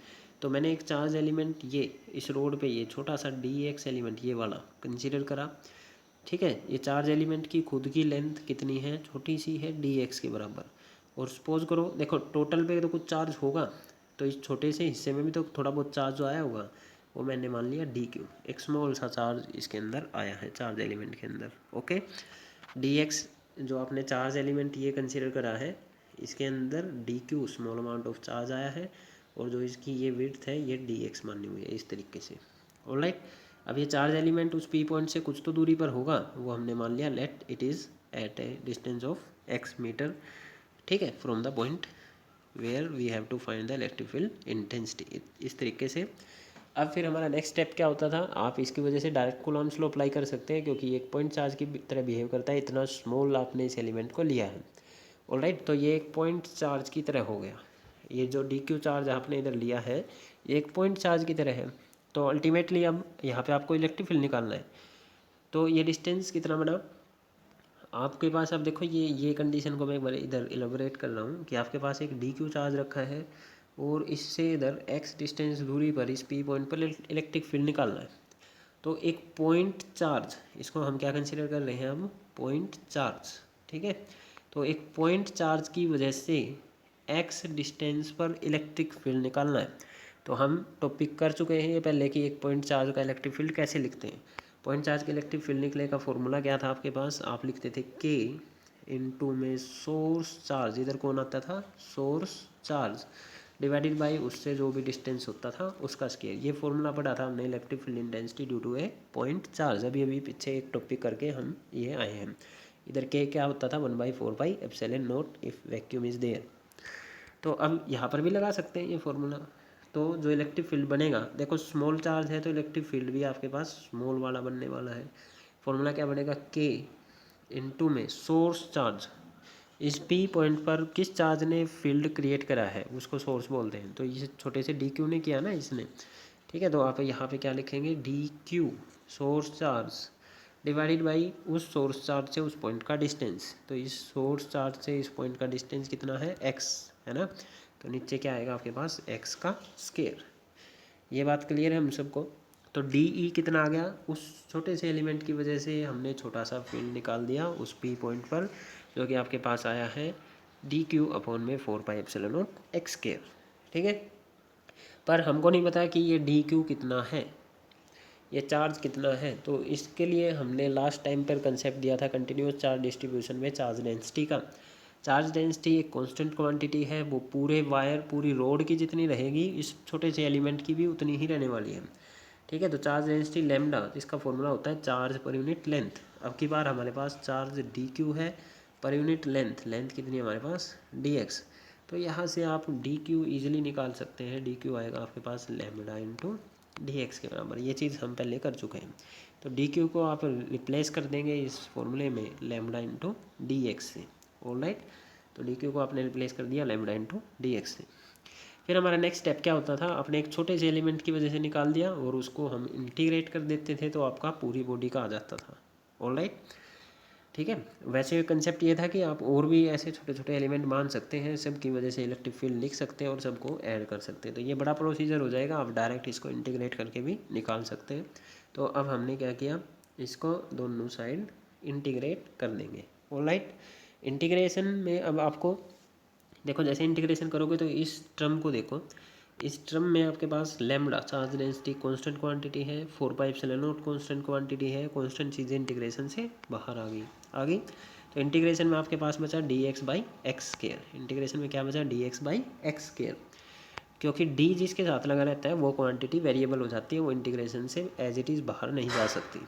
तो डी आपके पास एक्स के साथ लगा है तो 1/x स्क्वायर, एक्स बाहर नहीं जा सकता, इसको अंदर ही रहना पड़ेगा। अब बात आती है लिमिट्स की। तो डी एक्स, डी किसके साथ लगा है, एक्स के साथ। तो एक बार इस डी एक्स को समझते हैं। ये डी एक्स की लिमिट मतलब कि इसकी इनिशियल शुरुआत कहाँ से है और इसका एंड किधर से है, ये इंटीग्रेशन को बताना होता है। इनिशियल लिमिट और फाइनल लिमिट बताना होता है। ठीक है, तो वही इधर देख रहे हैं, ये आपके पास रोड थी। ठीक है, D x D x D x ऐसे ही तो एलिमेंट कंसिडर कर रहे थे। ऑल राइट, ठीक है। तो इसकी उस पी पॉइंट से आप देखें तो पी पॉइंट से ए डिस्टेंस चलने के बाद डी एक्स एक डिस्टेंस है। ठीक है, ए डिस्टेंस चलने के बाद फर्स्ट एलिमेंट आपने कंसिडर करा, ये इसकी शुरुआत है कि पी पॉइंट से ए डिस्टेंस चलने के बाद शुरुआत कर दो, जोड़ना चालू कर दो, छोटे छोटे छोटे छोटे एलिमेंट कंसिडर करते गए और यहाँ तक गए। इससे ज़्यादा तो रोड है ही नहीं। और वो डिस्टेंस कितना है, वो डिस्टेंस कितना है, लेंथ, रोड की कुल लेंथ थी एल और यहाँ से यहाँ तक का डिस्टेंस है ए, तो वो कितना बना, एल प्लस ए। तो इंटीग्रेशन को आप क्या बताओगे, पूरी रोड के एलिमेंट जोड़ने हैं ना। रोड कहाँ से स्टार्ट हुई है, इस पी पॉइंट के हिसाब से देखे तो पी पॉइंट से कहाँ से स्टार्ट हुई है रोड, ए से। तो इनिशियल लिमिट है ए, फाइनल लिमिट यहाँ तक रोड है, ये कितनी बनेगी, एल प्लस ए। तो लिमिट आप क्या रखोगे, ए से लेकर मतलब यहाँ पहले एलिमेंट से लेकर एल प्लस ए, मतलब यहाँ तक जितने भी एलिमेंट आ रहे हैं उन सब को जोड़ रहे हैं आप। ठीक है, इंटीग्रेशन को ऐसा बताना आपने। तो लिमिट आपकी क्या रही, ए से लेके एल प्लस ए तक। ऑलराइट, इंटीग्रेशन करना है 1/x स्क्वायर का इंटीग्रेशन।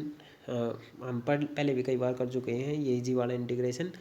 इसमें क्या करते हैं आप, पावर में एक ऐड करते हैं, उसी से डिवाइड करते हैं और अपर लिमिट माइनस लोअर लिमिट कर देते हैं। तो आपके पास 1/x स्क्वायर डी एक्स लिखा है, इसको आप ऊपर ले जाएं तो x की पावर -2 इंटू डी एक्स कर सकते हैं, है ना। इसकी पावर में एक ऐड करें, उसी से डिवाइड करें, तो x की पावर -2 में एक ऐड करें और उसी से डिवाइड करें, तो ये क्या कितना बन गया, -1/x। ठीक है, तो आपके पास ये बन जाएगा -1/x और इसमें आपको लिमिट रखनी है l प्लस ए, अपर लिमिट है, ए लोअर लिमिट है, तो upper limit minus lower limit हम कर देंगे यहाँ ऐसा। ठीक है, आप इसमें स्टेप को चेक कर सकते हैं। तो ई का फॉर्मूला आपके पास कितना आ गया, लैम्डा L/4/ε0 ए इंटू एल प्लस ए, एलसीएम लेने के बाद।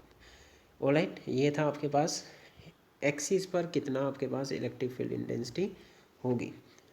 ऑलराइट, ठीक है। अब नेक्स्ट जो हमारे पास देखो, आज मैंने आपको पहले ही बता चुका हूँ कि हम बस डेरिवेशंस करने वाले हैं, न्यूमेरिकल सम कल देखेंगे। अब नेक्स्ट टॉपिक में आपके पास फिर से रोड ही है, पर हम इस इक्विलेटरल पॉइंट पर निकालने जा रहे हैं क्या, electric field intensity. Last topic में एक बात और, जो डायरेक्शन है वो क्या रहेगी इलेक्ट्रिक फील्ड की। तो देखो आपके पास ये रोड थी, ये एक्सिस पॉइंट था, तो डायरेक्शन क्या रहने वाली है इस तरीके से। अगर देखो आपके पास रोड पॉजिटिव चार्ज है होती, ठीक है। यहाँ पे हमने क्या किया था, एक टेस्ट चार्ज रख के देखा था, ठीक है। तो वो टेस्ट चार्ज जिस भी डायरेक्शन में फील, ये टेस्ट चार्ज पॉजिटिव लेते हैं ना, तो वो जिस भी डायरेक्शन में फोर्स फील करेगा इलेक्ट्रिक फील्ड उसी डायरेक्शन में होगा। All right. तो अगर रोड आपके पास पॉजिटिव चार्ज है तो ये उस डायरेक्शन में फोर्स फील करेगा ना, पॉजिटिव पॉजिटिव रिपेल करते हैं, तो इलेक्ट्रिक फील्ड की डायरेक्शन आपके पास राइट साइड की तरफ होगी। All right. फिर से अगर आपके पास रोड होती नेगेटिव चार्ज, तो यहाँ पे जब आपने टेस्ट चार्ज रखा तो टेस्ट चार्ज तो फोर्स अट्रैक्शन का फील करता है नेगेटिव पॉजिटिव के बीच में, तो टेस्ट चार्ज पॉजिटिव है, एक पॉजिटिव चार्ज जिस डायरेक्शन में फोर्स फील करता है उसी डायरेक्शन में इलेक्ट्रिक फील्ड होता है, तो आपका लेफ्ट आंसर आ जाता। ठीक है। अगर नेगेटिव चार्ज होता तो left side of the road, अगर पॉजिटिव चार्ज है तो right side of the road आपके पास इलेक्ट्रिक फील्ड की डायरेक्शन रहने वाली है। ठीक है। इसको आगे जाके देख लेंगे कि एक पॉजिटिव चार्ज से फील्ड बाहर निकलता है, नेगेटिव से अंदर की तरफ जाता है, तो वो आगे जाके और चीज़ें हमारे पास क्लियर हो जाएंगी। ऑलराइट। तो नेक्स्ट टॉपिक है हमारे पास एट इक्वेटोरियल पॉइंट, या फिर आप बोल लो कि आपके पास रोड है और इस पॉइंट पर आपको इलेक्ट्रिक फील्ड निकालना आपके पास, ना कि एक्सिस पॉइंट पर। ऑलराइट। तो फिर से रोड ले ली, वही बिल्कुल सिमिलर स्टेप्स है, कोई ज़्यादा दिक्कत नहीं है। आपको इस पी पॉइंट पर क्या निकालने हैं, इलेक्ट्रिक फील्ड इंटेंसिटी। अब की बार तो हमने क्या किया, रोड ले ली, वही पॉजिटिव चार्ज, आपको इस पी पॉइंट पे, जो कि सपोज करो इस रोड से आर डिस्टेंस दूरी पर है, ठीक है, इसके रोड के सेंटर से आपको क्या क्या निकालना है यहाँ पर, इलेक्ट्रिक फील्ड इंटेंसिटी। मेथड वही है। एक्सटेंडेड बॉडीज़ के लिए फर्स्ट स्टेप होता है आपको एक एलिमेंट कंसीडर करना है। एलिमेंट हम कभी भी एंड पर या बीच पॉइंट पर कंसीडर नहीं करते, जनरल पॉइंट पर एलिमेंट्स को कंसीडर किया जाता है। ठीक है। तो जनरल पॉइंट पे आपने एक एलिमेंट, ना यहाँ पे देखो, ना यहाँ मिड पॉइंट पे लेंगे, ना किसी किनारे पर लेते हैं, जनरल पॉइंट पर लिया जाता है। तो आपने यहाँ पर एक एलिमेंट कंसीडर कर लिया, फिर से एलिमेंट की लेंथ डी एक्स है और उस पर कुछ डी क्यू चार्ज आपके पास हमने मान लिया है कि कुछ तो चार्ज होगा उस पर, वो डी क्यू चार्ज बिल्कुल पिछले वाली की तरह। ठीक है। अब क्या होगा, इधर से आपके पास इस एलिमेंट को आप पॉइंट चार्ज की तरह बिहेव करवा सकते हैं, पॉइंट चार्ज मान सकते हैं, और ये पॉइंट चार्ज, ठीक है, पॉजिटिव चार्ज इधर अपना फील्ड क्रिएट करेगा। ठीक है। फील्ड को देखने के लिए आप क्या करते हो, इधर एक यूनिट पॉजिटिव टेस्ट चार्ज मान लेते हो। ठीक है। वो पॉइंट चार्ज जिस तरफ फोर्स फील करेगा उसी तरफ आप बोल देते हो इलेक्ट्रिक फील्ड होता है, क्योंकि पॉजिटिव चार्ज जिस तरफ फोर्स फील करता है इलेक्ट्रिक फील्ड उसी तरफ होता है।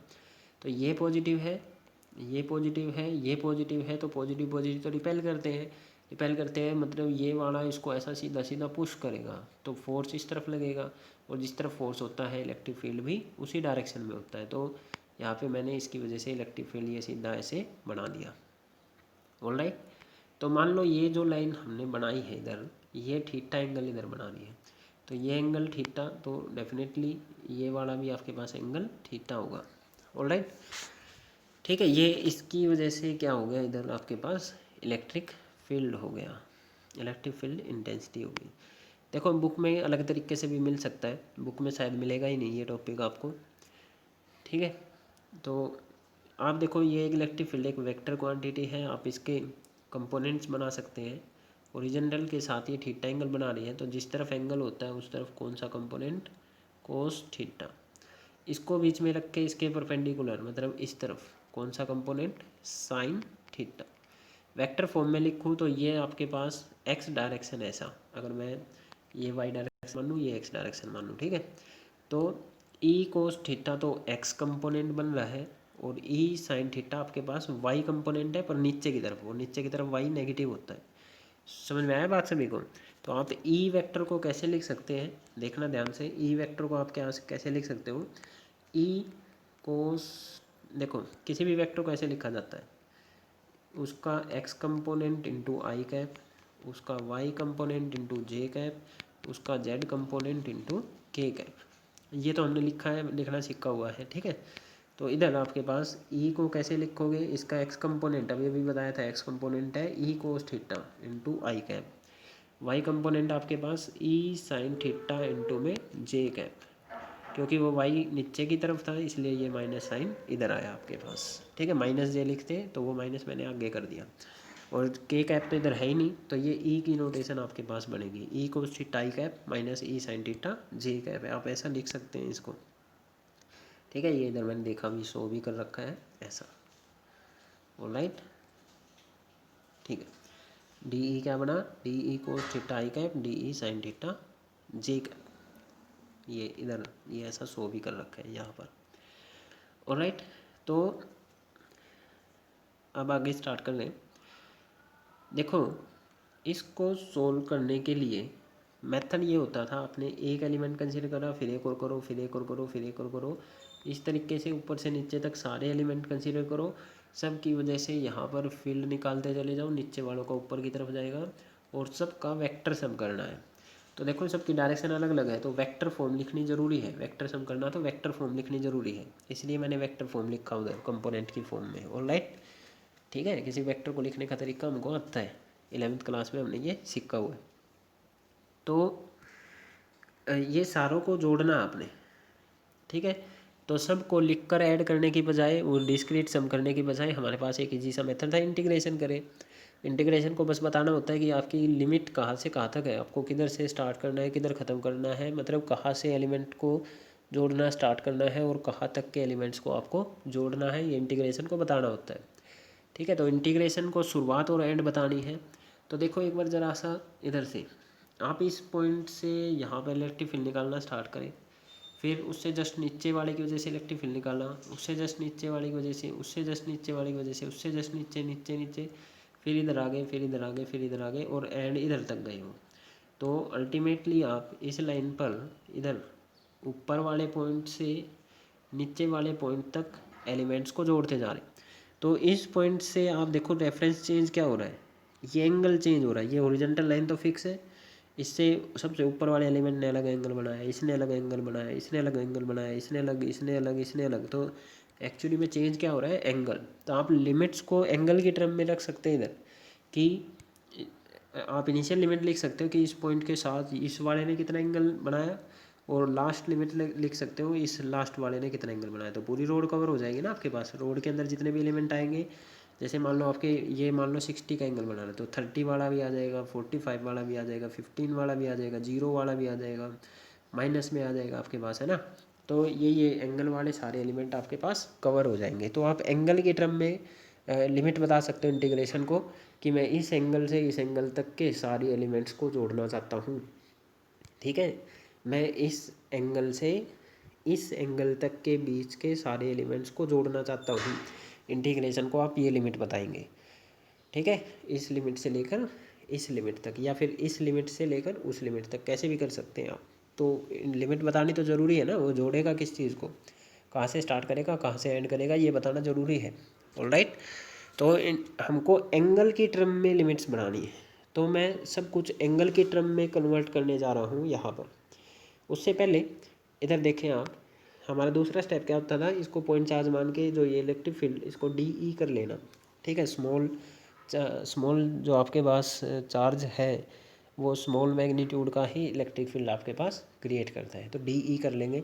इसको लिखने का तरीका क्या है, अभी पॉइंट चार्ज की वजह से इलेक्ट्रिक फील्ड निकला, तो आता है हमको फॉर्मूला क्या था, के इंटू में सोर्स चार्ज फिर से ये छोटा सा एलिमेंट था जिस पे चार्ज था डी क्यू। ठीक है, अपॉन में डिस्टेंस का स्केयर, इससे यहाँ तक का डिस्टेंस हमने आर माना हुआ है, तो आर का स्केयर कर लेते हैं। ऑलराइट, ये बात क्लियर होगी हमको सभी को, आई होप सबको क्लियर होगी। ठीक है, ऑलराइट। तो इसके बाद फिर से हम वही चार्ज डेंसिटी वाला कंसेप्ट लगाएंगे। चार्ज डेंसिटी क्या होती है आपके पास, चार्ज पर यूनिट लेंथ। तो यहाँ से आप डी क्यू को क्या लिख सकते हो, लैम्डा इंटू में डी एक्स। तो आपके पास फॉर्मूला क्या बन गया, d E is equal to k lambda d x upon में आर स्केयर। ये फॉर्मूला बन गया भाई आपके पास। ऑलराइट, सबको क्लियर है। अब मेन मुद्दा ये है कि मैं लिमिट्स जो है एंगल की टर्म्स में रखना चाह रहा हूँ, और इधर एंगल कहीं पे दिख ही नहीं रहे। तो आपको इसमें थोड़ी मॉडिफिकेशन करनी पड़ेगी, क्योंकि लिमिट आपको एंगल की टर्म में रखनी है, तो एंगल कहीं ना कहीं से लेके आने पड़ेंगे। ऑलराइट, तो थोड़ा सा टिग्नोमेट्री हम इसमें यूज़ करेंगे। तो डी एक्स और आर, देखो लैम्डा और के तो कॉन्स्टेंट है, इनमें चेंजेस नहीं कर सकते आप चेंज कर सकते हो डी एक्स और आर स्केयर को। तो आपको थोड़ा सा टिग्नोमेट्री यूज़ करके डी एक्स निकालना है। डी एक्स क्या है, एक्स का डेरिवेटिव। ऑलराइट, और आपको आर को भी कुछ ना कुछ करके एंगल की टर्म में आपको लेके आना है। ठीक है, तो यहाँ से सबसे पहले triangle triangle O P Q देखें तो ये ट्रायंगल है आपके पास O P Q, O P और क्यू, ये वाला ट्रायंगल है। ये एंगल आपके पास थीटा है। ये डिस्टेंस आपके पास एक्स माना हुआ है, ये डिस्टेंस आपके पास स्मॉल आर माना हुआ है, ये डिस्टेंस आपके पास कैपिटल आर माना हुआ है। ठीक है, तो मेरे को एक्स और आर को रिप्लेस करना है एंगल की टर्म में। ठीक है, एक आपके पास परपेंडिकुलर दिख रहा है, एक आपके पास हाइपोटेन्यूज दिख रहा है, राइट। तो इनकी टर्म में कुछ करते हैं, देखते हैं। तो हम पहले सबसे पहले टेंजेंट थीटा लिखने हैं।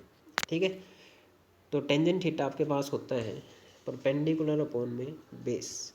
ठीक है, तो इस ट्रायंगल में आपको परपेंडिकुलर दिख रहा है एक्स से, परपेंडिकुलर था एक्स और आपके पास बेस है ये कैपिटल आर। तो टेन थीटा जब आप लिखेंगे, ठीक है, ये एंगल था ना, ये बेस बन गया आपके पास, ये आपके पास परपेंडिकुलर बन गया।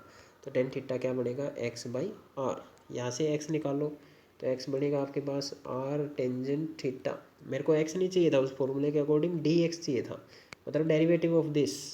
तो डेरिवेटिव लोगे तो आर तो कांस्टेंट है, इस पॉइंट का डिस्टेंस कांस्टेंट है, तो आर तो कांस्टेंट है। और टेन थीटा इसका डेरिवेटिव करते हो तो टेन थीटा का डेरिवेटिव आपको याद रखना पड़ेगा सीकेंड square theta into D theta होता है। या देखो आप इसको ऐसा कर लो, फिर से क्या था, X is equal to R tangent theta. आप D X by D theta निकालो, मतलब कि एक्स का डेरिवेटिव थीटा के रिस्पेक्ट में। ठीक है, आर तो कॉन्स्टेंट एज इट इज रहा और टेन का डेरिवेटिव होता है सीकेंड स्क्वायर थीटा। इस डी थीटा को उधर ले जाओ तो डी एक्स क्या बना, r secant square theta d theta. Alright, तो डी एक्स की वैल्यू आपके पास आ गई r secant square theta d theta. ये इधर हमने करके भी दिखा रखा है, आप चेक कर सकते हैं। इसके बाद हमको डी एक्स की वैल्यू आ गई, उसके अंदर एक चीज़ और रह गई थी हमारे पास, स्मॉल आर की वैल्यू निकालनी, स्मॉल आर और रह गया हमारे पास। ऑलराइट, तो अगर हम इस ट्रायंगल में देखो सीकेंड थीटा और लिखे सीकेंड थीटा, तो देखो कोस थीटा होता है आपके पास बेस अपॉन हाइपोटेन्यूज। तो इसी तरीके से सीकेंड थीटा तो इसका रेसिप्रोकल होता है, वो बढ़ेगा हाइपोटेन्यूज अपॉन बेस। तो secant theta will be equal to hypotenuse, hypotenuse तो ये स्मॉल आर है और बेस तो आपके पास कैपिटल आर है। स्मॉल आर किसके बराबर बना, कैपिटल आर सीकेंड थीटा के। तो स्मॉल आर आपके पास कैपिटल आर सीकेंड थीटा से रिप्लेस कर सकते हैं। अब की बार हमको डी आर नहीं चाहिए, आर ही चाहिए था।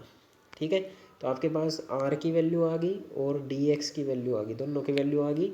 उस इक्वेशन में हम ले जाकर रख देंगे। इक्वेशन कौन सी, जहाँ पर आपके पास डी ई था। ठीक है, something like lambda D x upon के लेमडा डी एक्स अपॉन में आर स्क्वायर। इस वाले में डी एक्स और आर को हम रिप्लेस करने जा रहे हैं। ऑलराइट, ठीक है, तो हम रिप्लेस करेंगे यहाँ पर डी क्यू को हमने lambda D x upon 4 R square कर दिया था। Lambda as it is D x की जगह आपने ये वैल्यू निकाली थी, रख दी R secant square D theta. ठीक है, और इस आर स्क्वायर की वैल्यू भी मैंने रख दी इधर, r square secant square theta. ठीक है, वैल्यू आपने रिप्लेस करी है, इजी सा मैथमेटिक्स है। तो जो कट रहा है जैसे सीकेंड स्क्वायर से सीकेंड स्क्वायर कैंसिल, एक आर से एक आर कैंसिल, तो आपके पास बना ऊपर lambda d theta upon 4 pi r square. तो अब देखो आपको d theta change in angle ये आ गया, इंट्रोड्यूस हो गया। तो चेंज इन एंगल के हिसाब से आप लिमिट भी रख सकते हैं अब। तो अब बस आपके पास नेक्स्ट मेथड था इंटीग्रेशन करना। नेक्स्ट जो था आपके पास इंटीग्रेशन करना था। अब इंटीग्रेशन भी आपको देखो, इंटीग्रेशन तो क्या करता है, कंटिन्यूस सम करता है और हमको वेक्टर सम करना है। वेक्टर सम करना है तो इसको वेक्टर फॉर्म में लिख दिया, वेक्टर फॉर्म में लिखना सिखाया था। तो आपको जो फील्ड है देखो, इसके दोनों तरफ इफेक्ट है, इस एक्स डायरेक्शन में भी है, इधर वाई डायरेक्शन में भी है। ऐसे ही जब इधर एलिमेंट कंसीडर करें आपने नीचे वाले, तो इनके भी इधर एक्स डायरेक्शन में भी कंपोनेंट है और ऊपर वाई डायरेक्शन में भी कंपोनेंट है। तो हर ऊपर एक्स वाई में आपके पास इलेक्ट्रिक फील्ड हर डायरेक्शन में है। तो वेक्टर सम आप इलेक्ट्रिक एक्स डायरेक्शन का अलग से कर लेते हैं, वाई डायरेक्शन का अलग से कर लेते हैं। अगर किसी का जीरो आ गया तो अच्छी बात है, नहीं आया तो एक्स और वाई में आपको नेट फील्ड आपको मिल जाएगा। ऑलराइट, तो इसलिए हम पहले एक्स डायरेक्शन का नेट इलेक्ट्रिक फील्ड निकाल लें।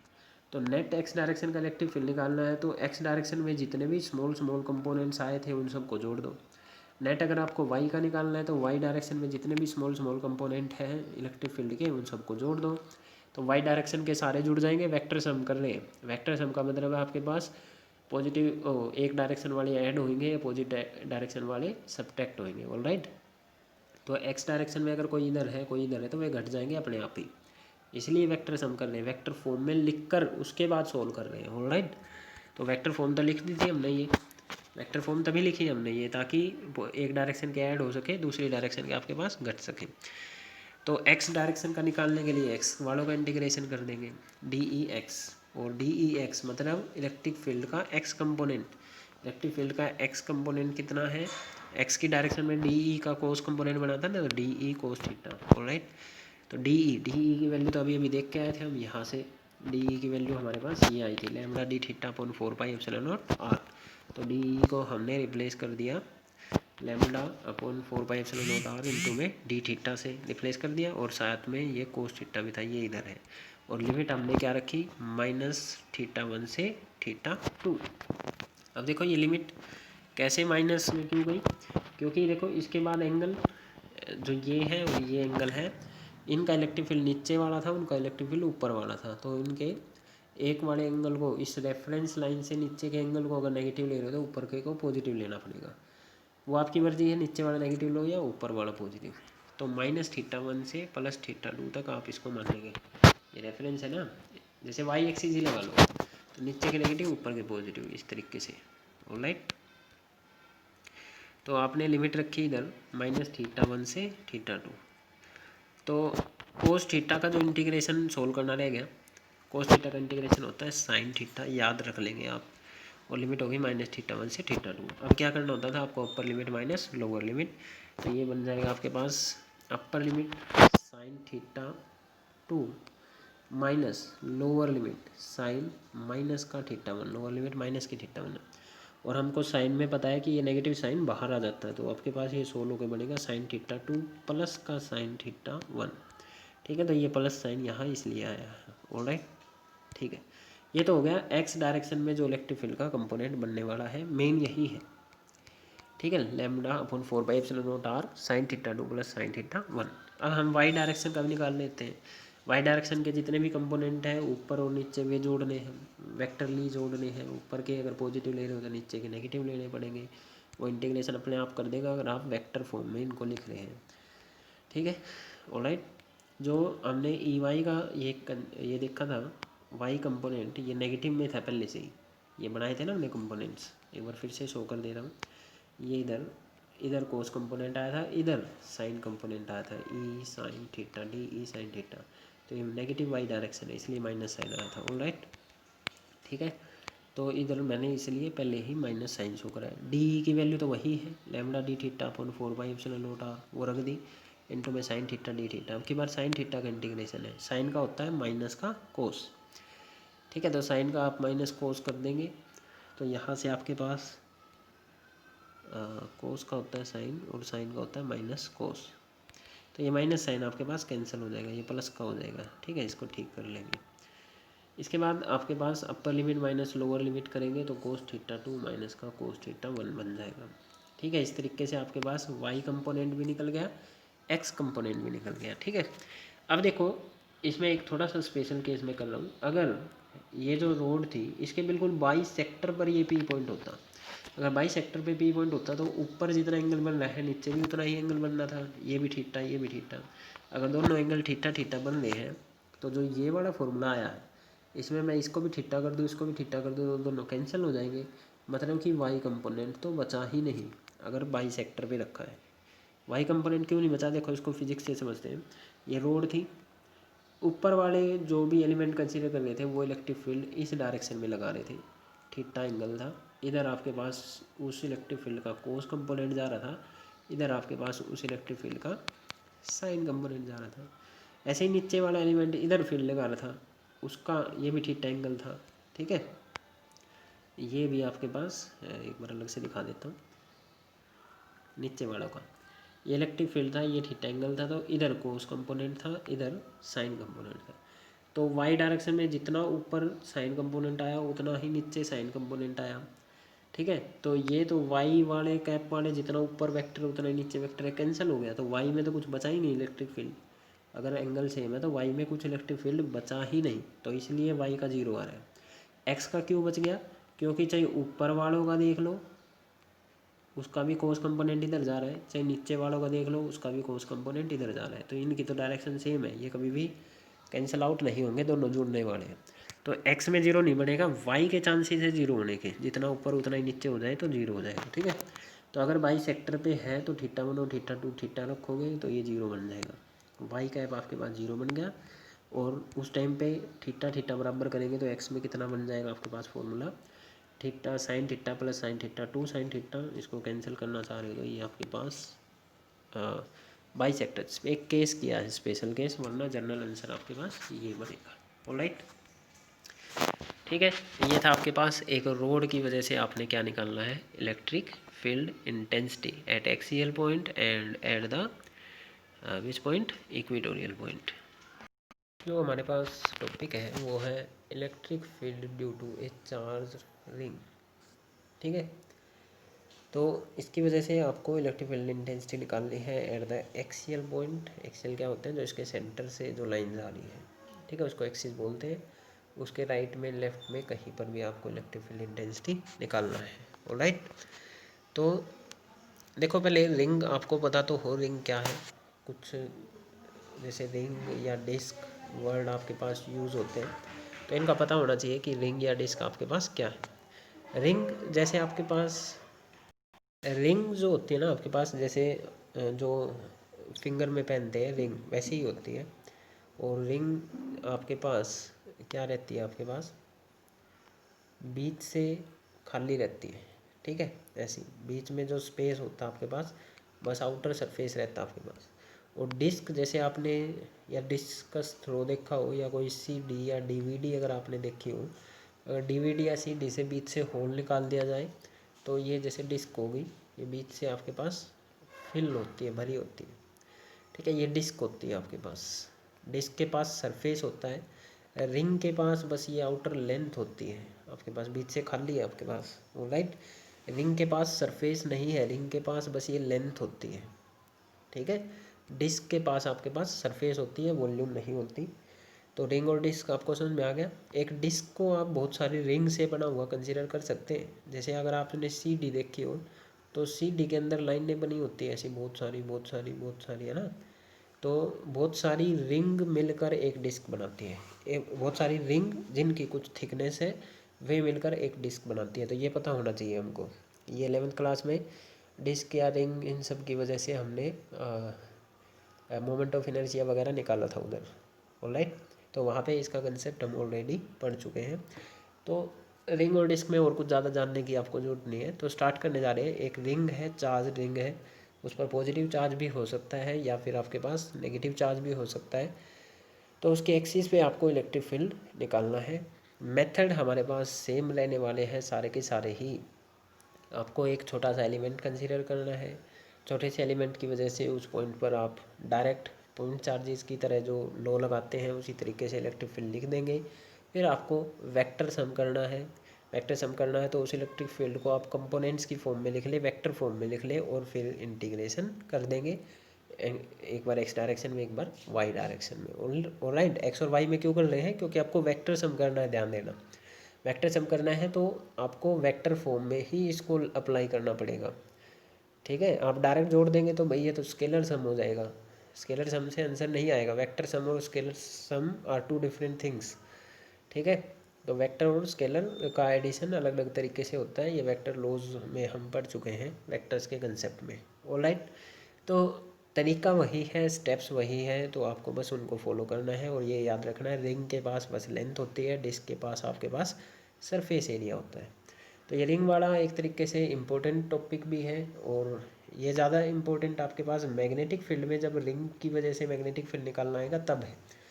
पर उस कंसेप्ट को सीखने के लिए इलेक्ट्रिक फील्ड से रिलेट कर लेंगे हम, यहाँ पे इलेक्ट्रिक फील्ड में सीख लेंगे तो वो मैग्नेटिक वाला अपने आप से ही हो जाएगा, ज़्यादा ईजी पड़ेगा।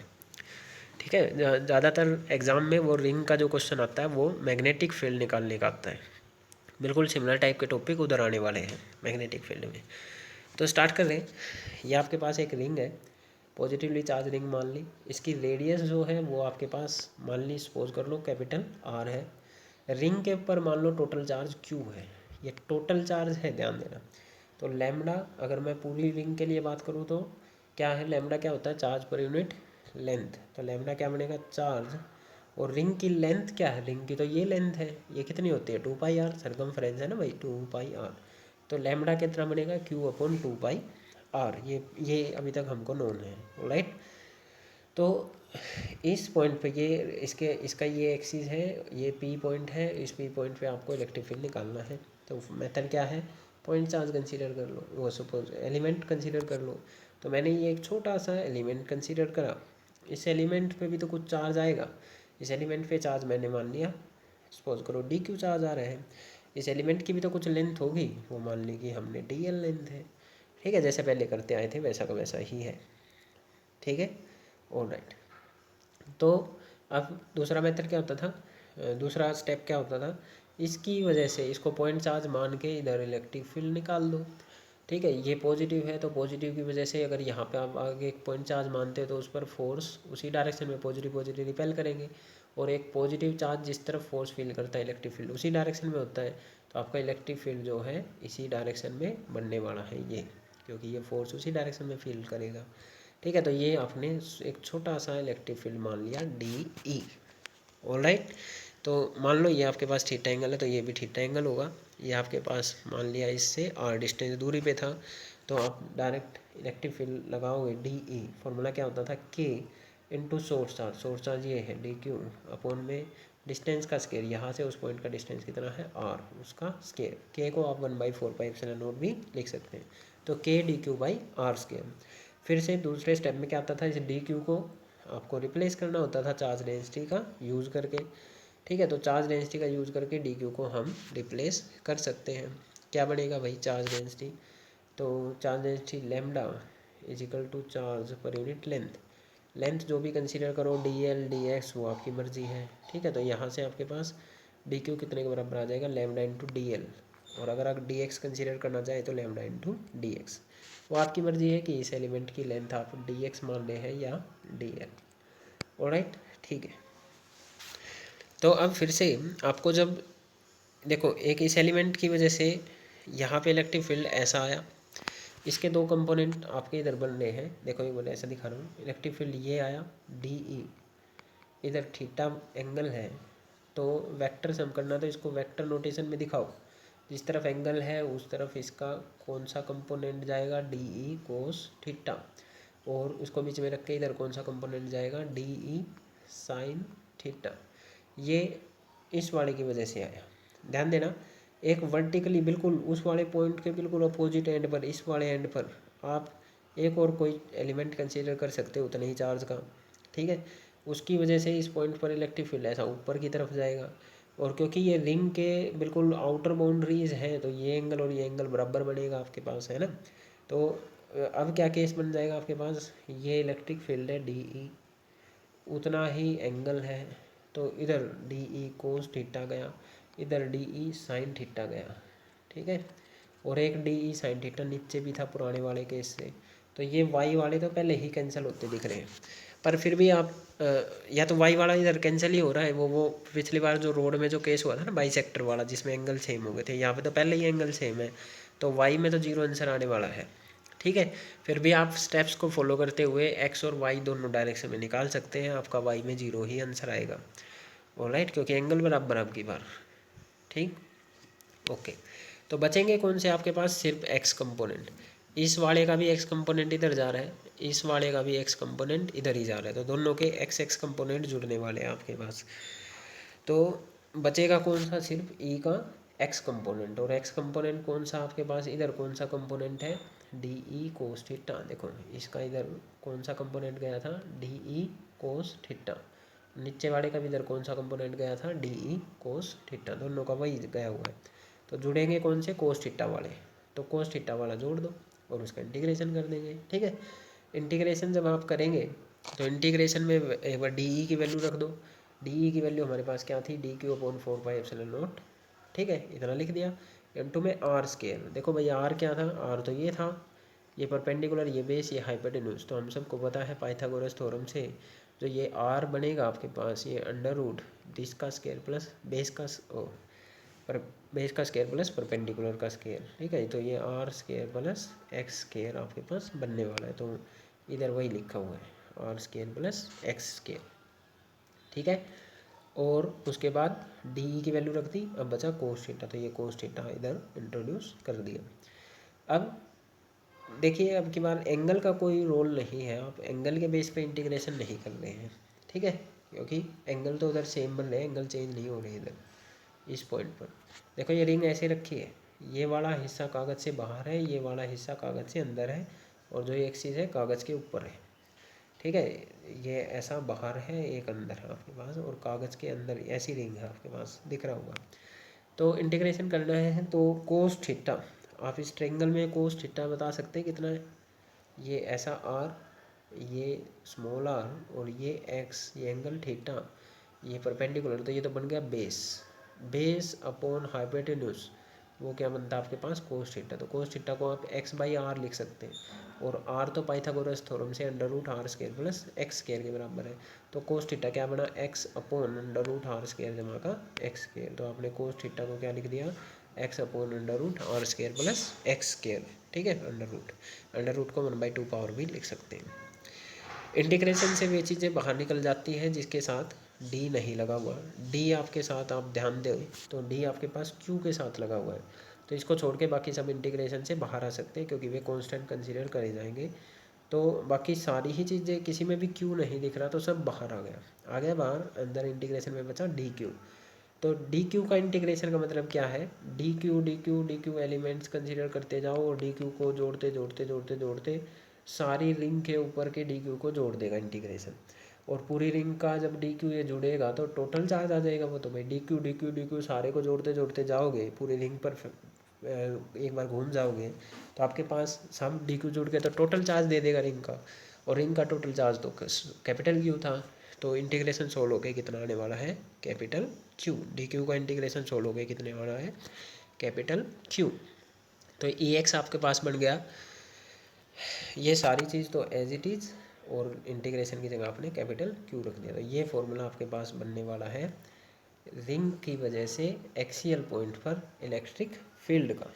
ऑलराइट, आप वाई डायरेक्शन में भी निकाल सकते हैं, वाई डायरेक्शन में आपके पास 0 आने वाला है क्योंकि जितने ऊपर फील्ड है उतना ही आपके पास नीचे फील्ड लग रहा है, यहाँ से दिख भी रहा है, ठीक है। जितना ऊपर है उतना ही नीचे है, ये दोनों आपके पास कैंसिल आउट हो जाएंगे। एक्स एक्सिस के क्यों कैंसिल आउट नहीं हुए, क्योंकि सब सेम डायरेक्शन में एक्ट कर रहे थे। कोई भी दो vertical opposite angle, vertical opposite element consider कर लो, एक्स के तो जुड़ रहे हैं, वाई के ऊपर नीचे होके कैंसिल हो रहे हैं, तो वाई का निकालने की ही जरूरत नहीं है। क्यों, मैथमेटिक्स को हमने फॉलो करना है, ठीक है। जब आप फिजिक्स से पहले ही ये विजुलाइज करवा रहे हैं कि आपके वाई डायरेक्शन में कुछ बचेगा ही नहीं, ठीक है। अगर आप एक्स्ट्रा स्टेप करना चाह रहे हैं तो कर सकते हैं, अदरवाइज़ फिजिक्स से आपको वैसे ही विजुअलाइज हो रहा है कि आपका वाई डायरेक्शन में कोई भी कंपोनेंट बचने वाला नहीं है। फिर भी मैं आपको दे देता हूँ हिंट कि आप डी ई को वेक्टर फॉर्म में लिखें। वेक्टर फॉर्म में कैसे लिखेंगे, डी ई का x component into y cap plus d into का y component into j cap, जैसा पिछली बार किया था। एक्स कंपोनेंट तो आपके पास कोस थीटा है, तो d E cos theta I cap, और वाई कंपोनेंट आपके पास फिर से माइनस में, ठीक है, D E sine theta J cap बनने वाला है, ठीक है। माइनस में क्यों, क्योंकि आपके पास रिंग पे एक बार चलते हैं तो इधर कोस कंपोनेंट गया था, इधर साइन कंपोनेंट गया था, तो ये नेगेटिव वाई डायरेक्शन में, इसलिए माइनस साइन। फिर आप एक्स वालों का इंटीग्रेशन करा और वाई वालों का करा, तो जब इंटीग्रेशन करेंगे तो आपके पास लास्ट जैसे रोड में किया था वैसे ही स्टेप फॉलो करोगे तो वाई का आपके पास 0 आने वाला है। ऑलराइट, ठीक है। अब जो ये आपके पास रिज़ल्ट आया है इसको हम थोड़ा सा एनालाइज करने जा रहे हैं और कुछ यहाँ से रिजल्ट्स देख रहे हैं। फॉर एग्जांपल, अगर आप सेंटर पर निकालना चाहे रिंग के सेंटर पर, तो रिंग का जो सेंटर बन रहा है, ये देखो सेंटर, रिंग के सेंटर पर एक्स की वैल्यू बताएंगे आप मेरे को क्या बनेगी। एक्स की वैल्यू यहाँ पी पॉइंट की वैल्यू थी आपके पास एक्स के बराबर, यहाँ ले आए तो एक्स से कम होगी, एक्स से कम होगी, एक्स से और कम होगी, एक्स घटता घटता यहाँ पे कितना हो जाएगा 0। तो सेंटर पर एक्स की वैल्यू कितनी है 0। अगर सेंटर पर एक्स की वैल्यू 0 है तो इलेक्ट्रिक फील्ड की वैल्यू कितनी बनेगी, एक्स को 0 रखो भाई, एक्स को 0 रखोगे तो इलेक्ट्रिक फील्ड कितना हो गया 0। तो एक रिंग के सेंटर पर इलेक्ट्रिक फील्ड, एक यूनिफॉर्मली चार्ज्ड रिंग के सेंटर पर इलेक्ट्रिक फील्ड कैसा 0। ध्यान देना, यूनिफॉर्मली चार्ज मतलब कि सेम चार्ज है पूरी की पूरी रिंग के ऊपर। यूनिफॉर्मली चार्ज रिंग के सेंटर पर इलेक्ट्रिक फील्ड जीरो होगा। यूनिफॉर्मली चार्ज रिंग, सब जगह पे एक जैसा चार्ज है, ठीक है। तो इलेक्ट्रिक फील्ड सेंटर पर कितना, जीरो। एक्स डिस्टेंस पे कितना, वो आप निकाल चुके हैं, इतना Q x by this. Alright, इसको आप फर्दर और देखते हैं और एनालाइज करते हैं। तो आपके पास रिंग के सेंटर पर जीरो हो गया, ये बात तो समझ में आ गई, ठीक है। अगर रिंग के सेंटर पर जीरो है और इधर डिस्टेंस के साथ घट रहा है, तो क्या कहीं पर इलेक्ट्रिक फील्ड, यहाँ पे तो जीरो ही हो गया, आगे जाके बढ़ा है घटा है, कहाँ पर मैक्सिमम हुआ है वो देखना हमको। तो इलेक्ट्रिक फील्ड किस प्लेस पे मैक्सिमम होगा वो देखना है हमको, ठीक है। तो उसको देखने के लिए चलो एक बार ये मैक्सिमम का कंसेप्ट कहाँ से आया पहले इसको समझते हैं, ठीक है। आप इससे पहले ये चीज़ देखिए, ये 4x is very very greater than r, जब x, एक बार इससे पहले ये देख ले, 4x is very very less than r. देखो आपके पास इलेक्ट्रिक फील्ड का ये रिजल्ट आया था, is equal to q x upon 4 pi note this. 4x, x कौन सा डिस्टेंस था, रिंग से किसी उस पी पॉइंट का डिस्टेंस जहाँ पर इलेक्ट्रिक फील्ड आप निकाल रहे हैं, ठीक है। आर क्या थी आपके पास, रेडियस। अगर ये डिस्टेंस रेडियस से छोटा है, ठीक है, मान लो यही कहीं पे पूछ रखा है आपसे, रिंग के सेंटर से जस्ट थोड़ा सा चलते ही आपकी रेडियस से तो छोटा सा डिस्टेंस है ना ये, तो तब क्या होगा, अगर x आपके पास रेडियस से छोटा है तो आप x को नेगलेक्ट कर सकते हैं।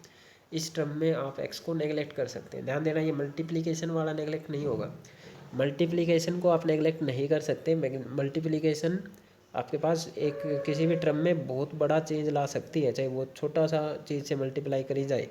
फॉर एग्जांपल आप 0.1 से गुणा करें और 10 से गुणा करें तो दिन रात का फ़र्क आ जाता है आपके पास, है ना। तो मल्टीप्लिकेशन को नेगलेक्ट नहीं किया जा सकता। हाँ, अगर आप 1000 में 0.1 जोड़ दो या 0.1 घटा दो, इसका आप नेगलेक्ट कर सकते हैं। तो आप जब भी कोई चीज़ नेगलेक्ट करने जा रहे हो तो जमा या घटा में नेगलेक्ट कर सकते हैं, आप गुणा में कभी भी नेगलेक्ट नहीं कर पाएंगे। ऑलराइट, तो जो एक्स हम नेगलेक्ट करने जा रहे हैं ये गुणा वाला नेगलेक्ट नहीं होगा, मल्टीप्लिकेशन वाला नेगलेक्ट नहीं होगा। नेगलेक्ट होगा ये जो जमा में लिखा हुआ है, ठीक है, एडिशन में लिखा हुआ है। तो ई क्या बनेगा, क्यू एक्स, ऊपर वाला नेगलेक्ट नहीं हुआ, divided by 4 pi epsilon not, और यहाँ से आपने एक्स को नेगलेक्ट कर दिया है, तो एक्स नेगलेक्ट करना मतलब जीरो ही रख दिया। तो आपके पास बचा आर स्केयर की पावर 3/2, 2 से 2 कैंसिल, तो आर क्यूब बच गया एक तरीके से, वो मैंने इधर शो कर दिया, ठीक है। यहाँ से आप देखो क्यू कांस्टेंट क्वांटिटी थी, रिंग का टोटल चार्ज था, 4 पाई एप्सिलॉन नॉट तो कांस्टेंट है ही, आर रेडियस है, रेडियस तो चेंज होगी नहीं, ये भी एक कांस्टेंट है, तो सब चीज़ें कांस्टेंट रखी है। तो आप यहाँ से बोल सकते हो E is directly proportional to X, ठीक है। एक्स रिंग से डिस्टेंस था उसके सेंटर से, डायरेक्टली प्रोपोर्शनल, मतलब ई इलेक्ट्रिक फील्ड बढ़ रहा है अगर आपके पास रिंग के सेंटर से डिस्टेंस बढ़ रहा है। ध्यान देना, इलेक्ट्रिक फील्ड रिंग के सेंटर पर कितना था, जीरो। रिंग के सेंटर से जैसे ही आगे चले तो इलेक्ट्रिक फील्ड बढ़ रहा है, डिस्टेंस बढ़ रहा है तो इलेक्ट्रिक फील्ड भी बढ़ रहा है, और लीनियरली, डायरेक्टली प्रोपोर्शनल का ग्राफ स्ट्रेट लाइन होता है। तो इलेक्ट्रिक फील्ड वैसे वैसे उतना ही बढ़ रहा है जितना जितना आपके पास डिस्टेंस बढ़ता जा रहा है, ठीक है। इलेक्ट्रिक फील्ड बढ़ता चला गया। अब थोड़ा सा एक केस और देख लें, 4x is larger than the radius. अब की बार x बड़ा हो गया, मतलब रिंग से काफ़ी दूर चले गए हम, ऐसा रेडियस छोटी रहेगी, रिंग से दूर चले गए। तो अब की बार x आपके पास बड़ा है r से, तो अब की बार किसको नेगलेक्ट कर देंगे, r को, तो नेगलेक्टिंग r। तो उसी टर्म में आप r को अगर नेगलेक्ट करेंगे तो फिर से q x upon 4 pi epsilon not, r को जीरो कर दो अपनी बार, तो एक्स स्क्वायर की पावर 3/2 बढ़ेगी, 2 से 2 कैंसिल, तो एक्स क्यूब बनेगा। तो इस चीज़ को रखते हैं इधर, तो ये नीचे आपके पास एक्स क्यूब आपको दिख रहा है, एक पावर से एक पावर कैंसिल, तो ये क्या बना आपके पास, ई बना Q upon 4 pi epsilon not x square. What is this, this was the formula for the electric field intensity of A point charge. अगर आपको याद हो तो के क्यू बाई आर स्क्वायर, यही तो पॉइंट चार्ज का फॉर्मूला था, k into source charge upon r square. मतलब कि बहुत लार्ज डिस्टेंस के लिए, एक रिंग से बहुत ज़्यादा दूर वाले डिस्टेंस के लिए रिंग कुछ इस तरीके से बिहेव कर रही है, जैसे कि अगर इस रिंग को हटा के आप इस जगह पे एक क्यू चार्ज रख देते और इससे एक्स डिस्टेंस दूरी पर यहाँ पर फील्ड पूछते, तो क्या फील्ड लिखते भैया, आप लिखते के क्यू बाई एक्स के, और ये क्या लिखा है, के क्यू बाई एक्स के, 1/4 पाई एप्सिलॉन नॉट तो के ही होता है ना, के क्यू बाई एक्स के। मतलब रिंग ऐसा बिहेव कर रही है जैसे कि उसका सारा का सारा चार्ज उसके सेंटर पर कंसंट्रेटेड हो। ठीक है, एक रिंग बहुत दूर वाले पॉइंट के लिए इस तरीके से बिहेव करती है जैसे उसका सारा का सारा चार्ज उसके सेंटर पर कंसंट्रेटेड हो। तो आपको रिंग के लिए सोल्व ना करके आप देखो बाहर वाले पॉइंट के लिए आप डायरेक्ट ऐसे सोल्व किया करेंगे, जितना टोटल चार्ज है उसको एक पॉइंट चार्ज मान लो और उससे पॉइंट चार्ज वाला फॉर्मूला लगा दो। स्पीयर में भी हम ऐसा ही किया करेंगे। जैसे एक स्पीयर है, स्पीयर से आउटसाइड वाले पॉइंट पर अगर कभी आपसे फील्ड पूछे तो ऐसा मान लो कि स्पीयर का सारा चार्ज उसके सेंटर पर कंसंट्रेटेड है और एक पॉइंट चार्ज के लिए फील्ड निकालना आता है हमको किसी भी डिस्टेंस पे। ठीक है, ऐसे ही जैसे ग्रेविटेशन में भी ऐसा ही होता था। कोई एक स्फेरिकल बॉडी जिसके पास कुछ मास है वो बाहर वाले पॉइंट के लिए इस तरीके से बिहेव करती है जैसे उसका सारा का सारा मास उसके सेंटर पर कंसंट्रेटेड हो। इसलिए सारे डिस्टेंसेस आप सेंटर ऑफ मास से ही मेज़र किया करते हैं ग्रेविटेशन में। ठीक है, जैसे आपको अर्थ और मून के बीच में फोर्स निकालना है तो आपके पास ये अर्थ हो गई, ये आपके पास मून हो गया, तो आप सेंटर से डिस्टेंस क्यों मेज़र करते हैं? क्योंकि आप मान के चलते हैं कि अर्थ का सारा मास उसके सेंटर में कंसंट्रेटेड है, मून का सारा मास उसके सेंटर पर कंसंट्रेटेड है, और फिर आप दोनों को पॉइंट मासिस मान के उनके लिए फॉर्मूला लगा देते हैं। क्योंकि कोई भी लॉ पॉइंट मासिस के लिए बनता है, ग्रेविटेशन लॉ पॉइंट मासिस के लिए बना था, तो आपने डायरेक्ट न्यूटन लॉ लगा दिया, अप्लाई कर दिया पॉइंट मासिस के लिए सेंटर ऑफ मास का कंसेप्ट लगा के। ऐसा ही इधर सेंटर ऑफ चार्ज का कंसेप्ट है। ठीक है, एक रिंग हो गया, एक स्पीयर हो गया, एक सिलेंडर हो गया, कोई भी ऐसी बॉडी है वो आउटसाइडर पॉइंट के लिए ऐसे बिहेव करेगी जैसे कि उसका सारा चार्ज उसके सेंटर पर कंसंट्रेटेड हो। तो जितना भी टोटल उस बॉडी का चार्ज है, जैसे क्यू है, तो उसको एक पॉइंट चार्ज मान लो और उतने डिस्टेंस के लिए पॉइंट चार्ज का फॉर्मूला लगा के डायरेक्ट आप सोल्व कर सकते हैं आउटसाइड मतलब लॉन्ग डिस्टेंसेस के लिए। ठीक है, दूसरा इस फॉर्मूले से एक बात और निकल के आ रही है, E is inversely proportional to x square. X बढ़ेगा तो ई घटेगा। तो अब देखो तीन चीज़ें अभी तक हो गई हमारे पास। सेंटर पर इलेक्ट्रिक फील्ड जीरो, उसके बाद ई डायरेक्टली प्रोपोर्शनल एक्स था मतलब स्ट्रेट लाइन, ई बढ़ रहा है तो एक्स बढ़ रहा है। उसके बाद E inversely proportional to x square हो गया, एक्स बढ़ रहा है तो ई घट रहा है। ठीक है, तो अगर मैं इसको ग्राफ से एनालाइज करूँ, ये इलेक्ट्रिक फील्ड ई है, ये आपके पास सपोज करो डिस्टेंस है। ठीक है, डिस्टेंस है एक्स, एक्स जब जीरो है तो आप एक्स जीरो का आता सेंटर पर, सेंटर पर तो इलेक्ट्रिक फील्ड भी जीरो था, तो यहाँ से ग्राफ स्टार्ट होगा। फिर उसके बाद जब एक्स आपके पास स्मॉल था तो डायरेक्टली प्रोपोर्शनल वाला काम था, ये वाला डायरेक्टली प्रोपोर्शनल था तो स्ट्रेट लाइन ग्राफ बना, मतलब इलेक्ट्रिक फील्ड बढ़ रहा है डिस्टेंस के साथ, बढ़ रहा है डिस्टेंस के साथ, बढ़ रहा है डिस्टेंस के साथ। फिर आगे जाके ई जब डिस्टेंस बहुत ज़्यादा हो गया तो ये वाली रिलेशन फॉलो हो रही है, E is inversely proportional to X square. X बढ़ रहा है तो ई घट रहा है, एक्स बढ़ रहा है तो ई घट रहा है, हाइपरबोलिक इस तरीके का ग्राफ चला गया। इसका मतलब यहाँ तो जीरो था, फिर बढ़ रहा है और लास्ट में जाके घटा है, तो कहीं पे तो जाके मैक्सिमम आया होगा आपके पास, है ना। ये देखो जीरो, फिर बढ़ता गया बढ़ता गया बढ़ता गया, कहीं पर मैक्सिमम हुआ होगा, फिर घटता गया घटता गया घटता गया। ठीक है, तो ये मैक्सिमम पॉइंट कहीं तो मिला होगा। तो कौन सा ऐसा रिंग से डिस्टेंस है, रिंग से कितना वो डिस्टेंस है जहाँ पर इलेक्ट्रिक फील्ड आपके पास मैक्सिमम होता है। What is the distance from the ring where electric field gets maximum. ये समझ में आया ना भाई आपको, इलेक्ट्रिक फील्ड सेंटर पर जीरो, फिर इलेक्ट्रिक फील्ड बढ़ा और लास्ट में जाके इलेक्ट्रिक फील्ड घटा, तो ज़रूर बीच में मैक्सिमम भी आया होगा। बढ़ रहा है मैक्सिमम गया, फिर घटता गया घटता गया घटता गया। ठीक है, तो आपसे क्वेश्चन पूछा जा सकता है कि रिंग से कितने डिस्टेंस पर इलेक्ट्रिक फील्ड आपके पास मैक्सिमम होता है, सेंटर पर तो जीरो है। ऑलराइट, तो इसको देखने जा रहे हैं अभी हम कि वो कितने डिस्टेंस पे है। तो मैक्सिमम का कंसेप्ट समझ में आया। अच्छा, तो मैक्सिमम पे चलते हैं।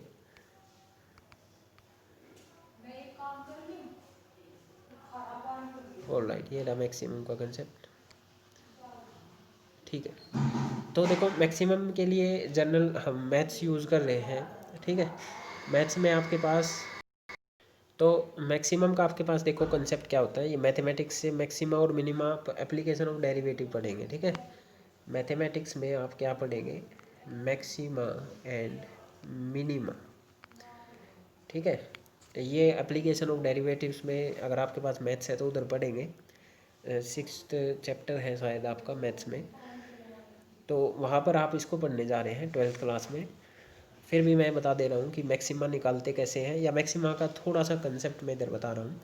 देखो कोई भी पॉइंट मैक्सिमम है, ये तो स्लोप तो आपने सबको पता होगा। स्लोप क्या है? ढलान, या ढलान बताता है, मतलब कि एक्स एक्सिस के साथ टेंजेंट कितना एंगल बना रही है। तो हम सबको क्या पता है? स्लोप के बारे में पता है ना, ठीक है। जैसे सपोज करो इस पॉइंट पे स्लोप पूछा जाए तो आपने टेंजेंट बना देना है। ये टेंजेंट बनाया, टेंजेंट वो लाइन जो इसको एक पॉइंट से टच करके जा रही है, ये टेंजेंट बना दिया, ठीक है। टेंजेंट हॉरिजॉन्टल के साथ जो एंगल बनाता है उसको स्लोप बोलते हैं, ठीक है। तो यहाँ पर ये आपको नेगेटिव स्लोप दिख रहा है, एक्स एक्सिस से नीचे एंगल बन रहा है ना, नेगेटिव स्लोप। नेगेटिव स्लोप का मतलब होता है ढलान। और अगर आपके पास पॉजिटिव स्लोप है, जैसे ये यहाँ पे टेंजेंट बनाया आपने, ठीक है, ये आपने ऐसा टेंजेंट बनाया, ये हॉरिजॉन्टल है, तो यहाँ पॉजिटिव एक्सिस के साथ एंगल बना है, तो ये पॉजिटिव स्लोप मतलब चढ़ाई, ऊंचाई की तरफ जाना। नेगेटिव स्लोप मतलब नीचे की तरफ जाना, ठीक है। ये स्लोप होता है आपके पास, क्योंकि किसी पॉइंट पर टेंजेंट जो हॉरिजॉन्टल के साथ एंगल बना रहा है उसको क्या बोलते हैं आप? स्लोप। अब मैक्सिमम या मिनिमम पॉइंट पर देखो क्या होता है। ये मैक्सिमम पॉइंट है, मैक्सिमम पॉइंट पर टेंजेंट ये बना, टेंजेंट जो एक पॉइंट पर इसको छू के जा रहा है, ये टेंजेंट बना। हॉरिजॉन्टल भी तो यही लाइन है, तो कितना एंगल बना? 0 का, ठीक है। तो टेंजेंट हॉरिजॉन्टल के साथ 0 डिग्री का एंगल बनाता है मैक्सिमम पॉइंट पर, या फिर आपके पास मिनिमम पॉइंट पर भी टेंजेंट बनाओगे तो वो भी 0 ही एंगल बनाएगा हॉरिजॉन्टल के साथ। और जो आपके पास स्लोप होता है या जो जो टेंजेंट होता है उसको आप टेन थीटा से डिनोट करते हैं।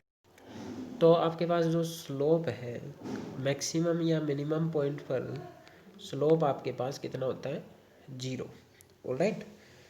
तो स्लोप को निकालते कैसे हैं? स्लोप आपका या तो टेंजेंट थीटा से निकलता है। टेंजेंट थीटा होता है परपेंडिकुलर अपॉन बेस। अगर आपके पास सपोज करो ग्राफ बना है एक्स एक्सिस और वाई एक्सिस में, तो वाई एक्सिस आपके पास परपेंडिकुलर, आपके पास वाई एक्सिस है, बेस आपके पास एक्स एक्सिस है, तो आप वाई बटे एक्स को भी स्लोप बोलते हैं, या फिर आप स्मॉल इनमें small change d y by D x को भी स्लोप ही बोलते हैं, ठीक है। तो परपेंडिकुलर अपॉन बेस स्लोप ये आपके पास 0 होगा, ठीक है। किसी जैसे आपके पास वाई एक्सिस और एक्स एक्सिस है ऐसा, ठीक है।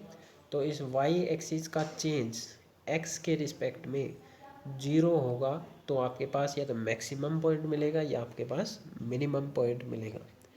समझ में आया सभी को बात? तो यहाँ पर हमारे पास जो ग्राफ है इलेक्ट्रिक फील्ड और एक्स के बीच में बना है, तो वाई पर कौन है? Electric field. तो इलेक्ट्रिक फील्ड का चेंज किसके रिस्पेक्ट में? एक्स एक्सिस पे डिस्टेंस हमारे पास, तो d E by D x derivative of E with respect to distance, इसको आपको 0 के बराबर करना है, तो ये आपको मैक्सिमम या मिनिमम पॉइंट देगा। और हम विजुलाइज कर चुके हैं कि ये पहले स्टार्टिंग में 0 था, फिर बढ़ता गया फिर 0 हुआ है, तो ये मैक्सिमम पॉइंट ही होने वाला है, मिनिमम नहीं होगा। ये हम विजुलाइज कर चुके हैं, अभी 2 मिनट पहले देखा था हमने ये, ठीक है। तो definitely D E by D x को आप 0 करो, वहाँ से जो एक्स की वैल्यू आएगी वो आपके पास मैक्सिमम वाला पॉइंट होगा। तो आपको बस डेरिवेटिव करना है। जो ये ई थी आपके पास, ये ई, इसमें आपको क्या लिखना है? ई का derivative with respect to x, slope निकालेगा ये उस कर्व का, इसको 0 के बराबर करेंगे, ठीक है। तो पहले आपको derivative of E with respect to x निकालना है, मेन मुद्दा ये है, ठीक है। तो इस वाली टर्म में D E by D X निकालेंगे, D E by D X which will be equal to, Q तो कांस्टेंट है, 4 पाई एप्सिलॉन नॉट कांस्टेंट है, ठीक है। तो डेरिवेटिव किसका होगा आपके पास? जो अंदर बचा एक्स अपॉन में r square plus x square की पावर 3/2, इसका डेरिवेटिव होगा। तो ये इधर देख रहे हैं हम, ठीक है। तो डेरिवेटिव आपने सीखा होगा सभी ने।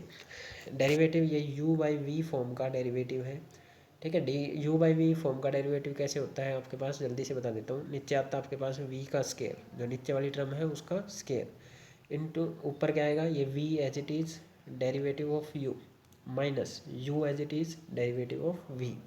ये फॉर्मूला याद रखेंगे। पहले नीचे क्या आएगा? जो नीचे टर्म लिखी है उसका स्केयर, ऊपर क्या आएगा? जो नीचे टर्म लिखी है वो as it is derivative of second, इसको फर्स्ट मान लो, ठीक है। या ऐसे कर लो, आपके पास ये फर्स्ट मान लो, ये सेकंड मान लो, ठीक है। नीचे आएगा फर्स्ट का स्केयर, ऊपर first as it is derivative of second minus second as it is derivative of first, ये फॉर्मूला है। तो यहाँ पे हम लगा रहे हैं, ऊपर वाले को हमने सेकंड मान लिया, नीचे वाले को फर्स्ट मान लिया। तो नीचे क्या आता है? फर्स्ट का स्केयर, तो फर्स्ट का स्केयर नीचे वाली टर्म का स्केयर करेंगे, तो स्केयर से स्केयर कैंसिल, क्यूब बच गया फर्स्ट का स्केयर, ठीक है। फिर फर्स्ट एज इट इज़, जो ये फर्स्ट था ये यहाँ एज इट इज़ आ गया। उसके बाद डेरिवेटिव ऑफ इनटू में डेरिवेटिव ऑफ सेकंड, एक्स का डेरिवेटिव एक्स के रिस्पेक्ट में करोगे तो 1 होता है, D X by D x 1 हो गया, ठीक है। फिर माइनस का साइन, अब सेकंड एज इट इज़, तो एक्स तो एज इट इज़ इनटू में derivative of first, derivative of first r square जमा एक्स स्केयर की पावर 3/2, आर स्केयर जमा एक्स स्केयर की पावर 3/2, इसका डेरिवेटिव करेंगे तो कैसा होता है डेरिवेटिव, पावर आगे पावर में से एक कम, पावर आगे कर दी और पावर में से एक कम कर दिया, ऐसे डेरिवेटिव होता है, ठीक है। तो इनटू में ब्रैकेट का डेरिवेटिव, तो वो आप इधर देख सकते हैं, ये इधर शो किया हुआ एक्स एज इट इज़, इसका डेरिवेटिव कैसे करेंगे, पावर आगे तो 3/2 आगे, पावर में से एक कम करेंगे तो आर स्केयर जमा एक्स स्केयर की पावर 3/2 थी, उसमें से एक कम कर दिया तो 1/2 बच गई, 3/2 माइनस 1 करेंगे तो आप 1/2 बच जाएगी।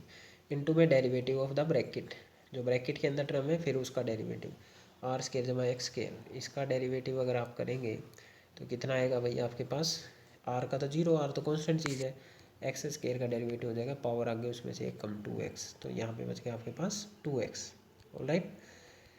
अब क्या करना है आपको, इस टर्म को जीरो के बराबर रखना था, इस सारी टर्म को जीरो के बराबर कर दो, लेफ्ट जीरो तो राइट भी जीरो के बराबर करेंगे, तो ये क्यू ये तो कांस्टेंट चीज़ है, ये हट गई आपके पास, ये तो जीरो हो नहीं सकती, ठीक है। तो बची ब्रैकेट वाली टर्म, इसको जीरो के बराबर कर दो, इसको जीरो के बराबर करो तो इसको थोड़ा सिंप्लीफाई करते हैं, ये उधर जीरो के बराबर गुणा होएगी तो ख़त्म हो गया ये टर्म, दो ऊपर वाली बची, ऊपर वाली में से मैंने कॉमन ले लिया आर स्केयर जमा एक्स स्केयर की पावर 1/2, 1/2 कॉमन लिया तो अंदर बचा, इसमें से 1/2 गया तो ये 1 पावर बच गई, 3/2 में से भाई 1/2 जाएगा तो 1 बच जाएगा ना, एक ही पावर बच गई आर स्केयर जमा एक्स स्केयर, ठीक है।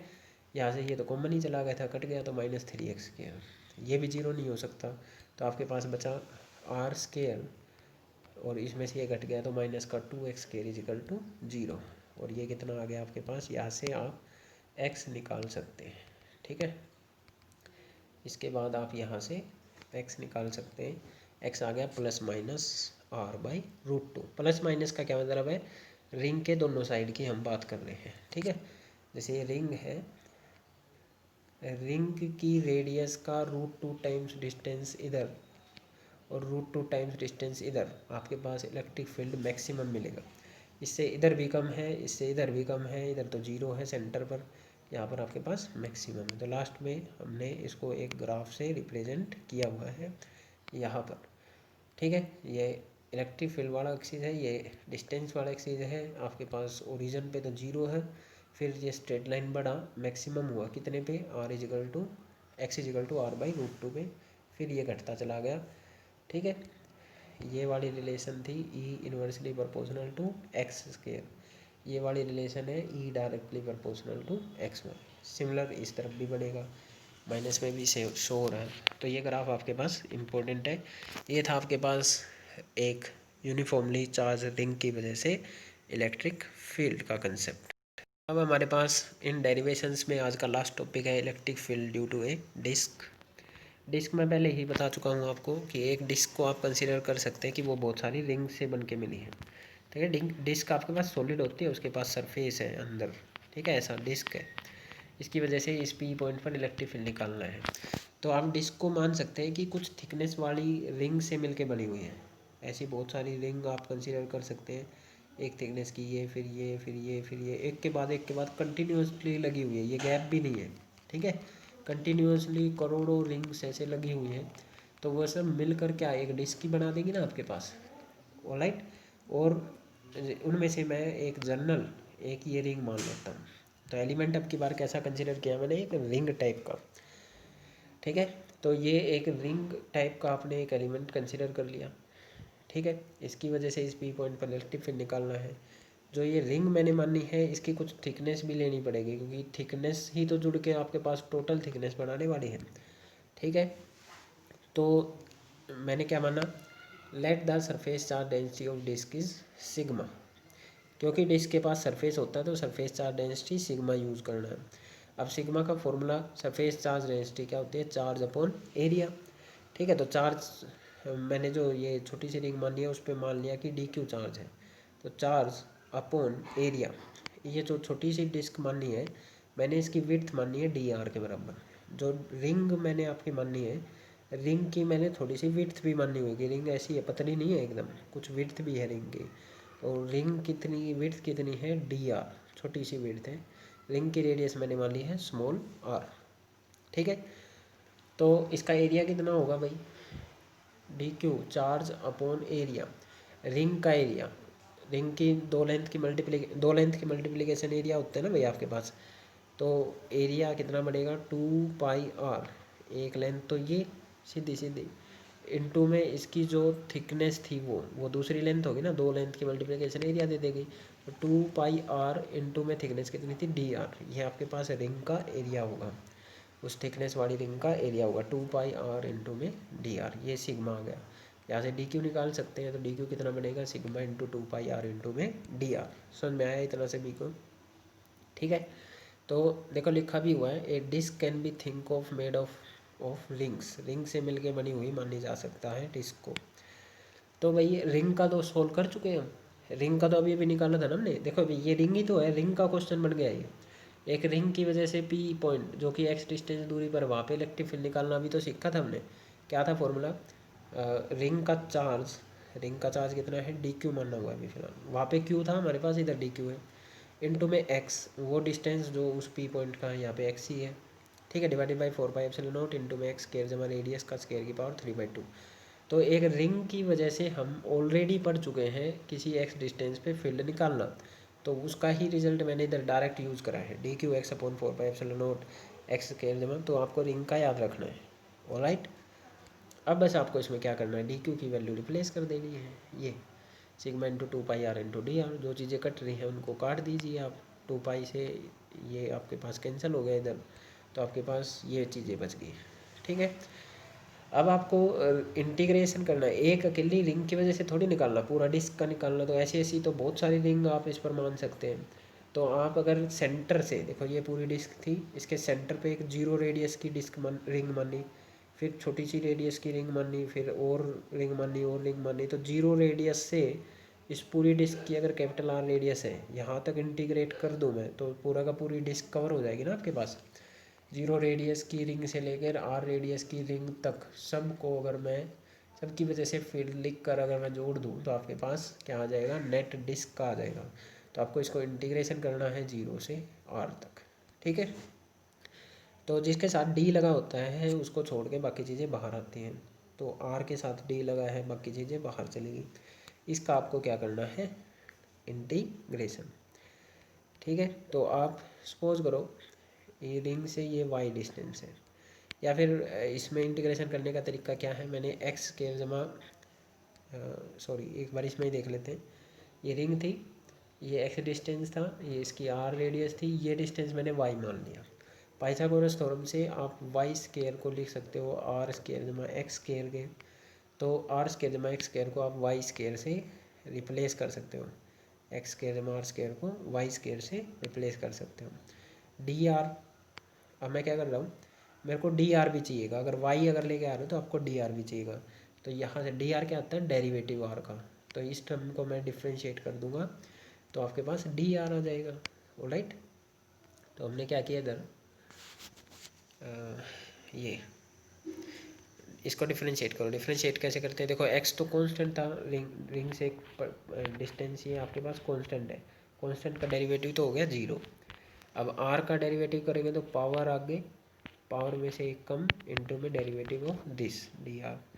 इसी तरीके से राइट साइड का डेरिवेटिव करेंगे तो पावर आगे, पावर में से एक कम, इनटू में इसका डेरिवेटिव। तो ये आपके पास 2r d r is equal to 2y dy, 2 से 2 कैंसिल। तो आप आर डी आर को रिप्लेस कर सकते हैं वाई डी वाई से। तो जो ये ऊपर इसमें आर डी आर है उसको तो रिप्लेस कर सकते हो वाई डी वाई से, और जो ये एक्स स्केयर जमा आर स्केयर है पाइथागोरस थ्योरम से, इसको रिप्लेस कर सकते हैं आप वाई स्केयर से।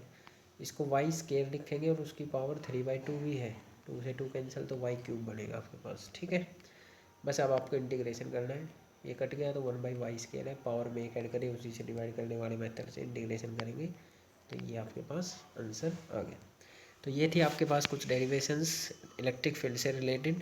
ठीक है, इसके अलावा देखो आज हमने किया है, जो करा है आज हमने वो किया है इलेक्ट्रिक फील्ड हमने एक पॉइंट चार्ज की वजह से निकाला, एक ग्रुप ऑफ चार्ज की वजह से निकाला, उसकी वेक्टर फॉर्म देखी, उसकी डायरेक्शन देखी, फिर हमने एक्सटेंडेड बॉडी एक रोड के लिए निकाला, रोड के एक्सियल पॉइंट पे निकाला, रोड के इक्वेटोरियल पॉइंट पे निकाला, रोड के बाद हमने रिंग की बात करी, ठीक है। रिंग के बाद रिंग के कुछ कंसेप्ट देखे, उसके बाद हमने डिस्क की बात करी, और इसके अलावा भी हमारे पास एक और टॉपिक रह गया आर्क से रिलेटेड, एक आर्क का इलेक्ट्रिक फील्ड और देखेंगे। और देखो इसके अलावा भी होते हैं हमारे पास, जैसे एक सॉलिड सिलेंडर में भी दो केस बनते हैं, कंडक्टिंग सिलेंडर और नॉन कंडक्टिंग सिलेंडर, ठीक है। आपके पास सॉलिड स्फीयर है, सॉलिड स्फीयर के भी यही दोनों केस, कंडक्टिंग नॉन कंडक्टिंग। आपके पास इनके अलावा शीट आ सकती है, चार्ज शीट, ठीक है, चार्ज शीट, या आपके पास स्पेरिकल सेल। ये अभी बहुत सारे टॉपिक हैं, पर उनका जो आपके पास डेरिवेशंस है वे गोस थ्योरम से हैं, जो आगे जाके आएंगी, तो उन सब की डेरिवेशन हम गोस थ्योरम से करेंगे, ठीक है। अब एक लास्ट हम करने जा रहे हैं electric field at the centre of an arc, ठीक है। एक आर्क है आपके पास, आर्क किसको, सर्कल का हिस्सा होता है आपके पास, ये एक छोटी सी आर्क है, इसके सेंटर पर, इसका सेंटर इस तरफ पड़ेगा, आर्क इस तरफ ली होती तो इस तरफ सेंटर होता है ना। तो एक आर्क है, इसके सेंटर पर आपने इलेक्ट्रिक फील्ड इंटेंसिटी निकालनी है। डेरिवेशन नहीं पूछेंगे, न्यूमेरिकल आ जाते हैं इसके ऊपर, तो कोई बड़ी बात नहीं, स्टेप्स वही हैं। आपको एक छोटा सा एलिमेंट कंसीडर करना है, बिल्कुल सेम स्टेप में, तो आप खुद भी इसको ट्राई करके देख सकते हैं। मैं जल्दी से बता देता हूँ। तो सबसे पहला क्या है, चार्ज आर्क है ये, इस पर या तो पॉजिटिव चार्ज हो सकता है, नेगेटिव चार्ज हो सकता है, या आपके पास डिफरेंट चार्जेस भी दे सकते हैं, ठीक है। तो आपको क्या करना है, एक छोटा सा एलिमेंट डी क्यू कंसिडर करा, जिसकी लेंथ आपको माननी पड़ेगी, वो मान ली सपोज करो डी एल, ठीक है। सेंटर से इलेक्ट्रिक फील्ड निकालना है, तो आपको फिर क्या करना होता था, इसको पॉइंट चार्ज की तरह मानकर इसकी वजह से इधर इलेक्ट्रिक फील्ड निकाल देंगे, ठीक है। इलेक्ट्रिक फील्ड निकालने के लिए आप इधर एक पॉइंट टेस्ट चार्ज रख के देखेंगे, ये भी पॉजिटिव, ये भी पॉजिटिव, तो रिपेल करेगा। पॉजिटिव चार्ज जिस तरफ फोर्स फील करता है, इलेक्ट्रिक फील्ड उसी तरफ होता है, तो इलेक्ट्रिक फील्ड की डायरेक्शन यहाँ से डायरेक्ट ऐसी होगी। आगे जाके हम इसको बिना पॉइंट टेस्ट चार्ज रखे ही जान लिया करेंगे कि एक पॉजिटिव चार्ज से इलेक्ट्रिक फील्ड बाहर निकलता है, नेगेटिव से फील्ड अंदर की तरफ होता है। तो अगर आर्क आपके पास पॉजिटिव है तो डायरेक्ट बाहर बना दो, नेगेटिव है तो डायरेक्ट अंदर बना दो, तो ज़्यादा सोचने की बात नहीं रहेगी आगे, ठीक है। इलेक्ट्रिक फील्ड ऐसा बाहर की तरफ हो गया, ठीक है, क्योंकि इस एलिमेंट की भी कुछ लेंथ है ऐसा, तो आप ये और ये ऐसा इलेक्ट्रिक फील्ड मान लें, दोनों तरफ से ले सकते हैं ना आप ऐसा, इसकी खुद की कुछ लेंथ है, तो यहाँ से ये इलेक्ट्रिक फील्ड ऐसे गई, यहाँ से ये इलेक्ट्रिक फील्ड ऐसे गई, चार्ज है ना भाई ऐसा। ये एंगल सपोज करो फाई है, तो ये एंगल भी आपके पास फाई होगा। फिर से वही, इधर कोस कंपोनेंट, इधर साइन कंपोनेंट। फिर आप एक एलिमेंट ऐसा ही नीचे भी मान सकते हैं, उसका फील्ड इधर जाएगा, उसका भी कोस कंपोनेंट इस तरफ, साइन कंपोनेंट इधर। तो साइन कंपोनेंट तो कैंसिल आउट होने वाले हैं, क्योंकि ये एंगल बराबर है, ठीक है। बचेंगे कौन से, कोस कंपोनेंट से, लास्ट रिंग वाले की तरह हो रहा है, ठीक है। तो अब फिर से चार्ज डेंसिटी की बात करें, तो इसके पास भी लेंथ है, तो चार्ज डेंसिटी कौन बढ़ेगी, लैम्डा। फॉर्मूला क्या, D q by D L, charge upon length. यहाँ से डी क्यू निकाल सकते हैं, डी क्यू क्या बनेगी, लैम्डा इंटू डी एल, ठीक है। D q is equal to lambda into d l. D l देखो, जो ये आपके पास बना है, हमने एक फॉर्मूला पढ़ा है कि angle is equal to arc upon radius. Angle क्या होता है आपके पास, आर्क अपॉन रेडियस। यहाँ पे आपके पास क्या बना हुआ है, ये कुछ इस तरीके की कंडीशन बनी हुई है, ये डी क्यू है, ये तो भैया आपके पास आर्क क्या है, एक सर्कल का हिस्सा होता है ना, तो ये भी रेडियस है, ये भी रेडियस है, ये एंगल है, तो phi is equal to d q by r, यही बनेगा ना भाई, इधर देख सकते हैं आप, ये आर है, angle d q is equal to r, कार की थी d l upon radius r, तो यहाँ से आप डी फाई निकाल सकते हैं, आर इंटू डी फाई के बराबर, ठीक है। तो जो इधर डी लैम्डा वाला को फॉर्मूला लगाया था, उसमें आप डी एल को रिप्लेस कर सकते हैं आर इंटू डी फाई से, ओके। अब बस आपको क्या करना था, जो आपने एलिमेंट कंसीडर करा है, आप इसको पॉइंट चार्ज की तरह मान के इलेक्ट्रिक फील्ड का फॉर्मूला लगा दें। इलेक्ट्रिक फील्ड का फॉर्मूला होता है के इंटू में सोर्स चार्ज, इलेक्ट्रिक फील्ड का फॉर्मूला होता है के इंटू में सोर्स चार्ज अपॉन में वहाँ से उस पॉइंट के डिस्टेंस का स्केयर, ठीक है। डिस्टेंस तो आपके पास आ रही है, आर का स्केयर, के को आप 1/4 भी लिख सकते हैं, ये आ गया। डी क्यू की वैल्यू जो निकाली थी वो रख दो, लैम्डा आर इंटू में D phi, lambda R into में डी फाई।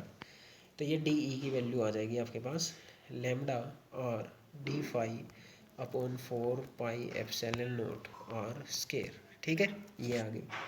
अब आपको क्या करना होता था, इंटीग्रेट करना होता था। तो इंटीग्रेट करने के लिए आपको वेक्टर सम करना है। वेक्टर सम आप सभी को पता है कि एक्स कंपोनेंट ही बचेगा, वाई कंपोनेंट आपका कैंसिल होने वाला है। तो हम बस, क्योंकि फिजिक्स से पता ही चल रहा है कि बस एक्स कंपोनेंट बचने वाले हैं, तो वाई कंपोनेंट निकालने की ज़रूरत है ही नहीं। एक्स कंपोनेंट आपके पास कौन से होते हैं, कोस थीटा वाले, है ना। तो आप कोस थीटा वाला कंपोनेंट डायरेक्ट इंटीग्रेट कर देंगे, D E cos theta, D E की वैल्यू रखेंगे और ठीक है, थीटा नहीं फाई, क्यू की वैल्यू ये रख दी कोस फाई। इंटीग्रेशन करना है आपको नीचे वाले एंगल से ऊपर वाले एंगल तक। ठीक है, तो ये रिंग थी, मान लो टोटल एंगल थीटा है तो माइनस थीटा 2 से प्लस थीटा 2 तक इंटीग्रेशन कर देंगे। तो ये आपके पास बस आपको इंटीग्रेशन करना है। कोस का इंटीग्रेशन फिर से साइन एंगल रखोगे तो upper limit minus lower limit करेंगे तो आपके पास ई का फॉर्मूला आ गया lambda upon 2 pi epsilon not r. एक बार डेरिवेशन देख लेना, ये कराने की ज़रूरत नहीं लग रही मेरे को, आप खुद से ट्राई कर लेना। इनटू में साइन 5/2। तो ध्यान देना, phi is the angle made at the centre. जो आपके पास आर्क है वो जो टोटल एंगल सेंटर पर बना रही है, इसको थीटा कर लेना एक्चुअली में। ठीक है, तो जो टोटल एंगल सेंटर पर बना रही है उसको आप, ये जो थीटा किया है ऐसा इधर से, एक आर्क थी, ये सेंटर पर जो टोटल एंगल बना रही है थीटा। ठीक है, फिर आपने इसको थीटा/2 माना। तो आपको क्या करना है, डेरिवेशन में इधर जो लिमिट है इसको थीटा/2 माइनस थीटा/2 से प्लस थीटा/2 कर लेना। तो ये थीटा/2 आएगा इधर। ठीक है, चेंज कर लेना इसको।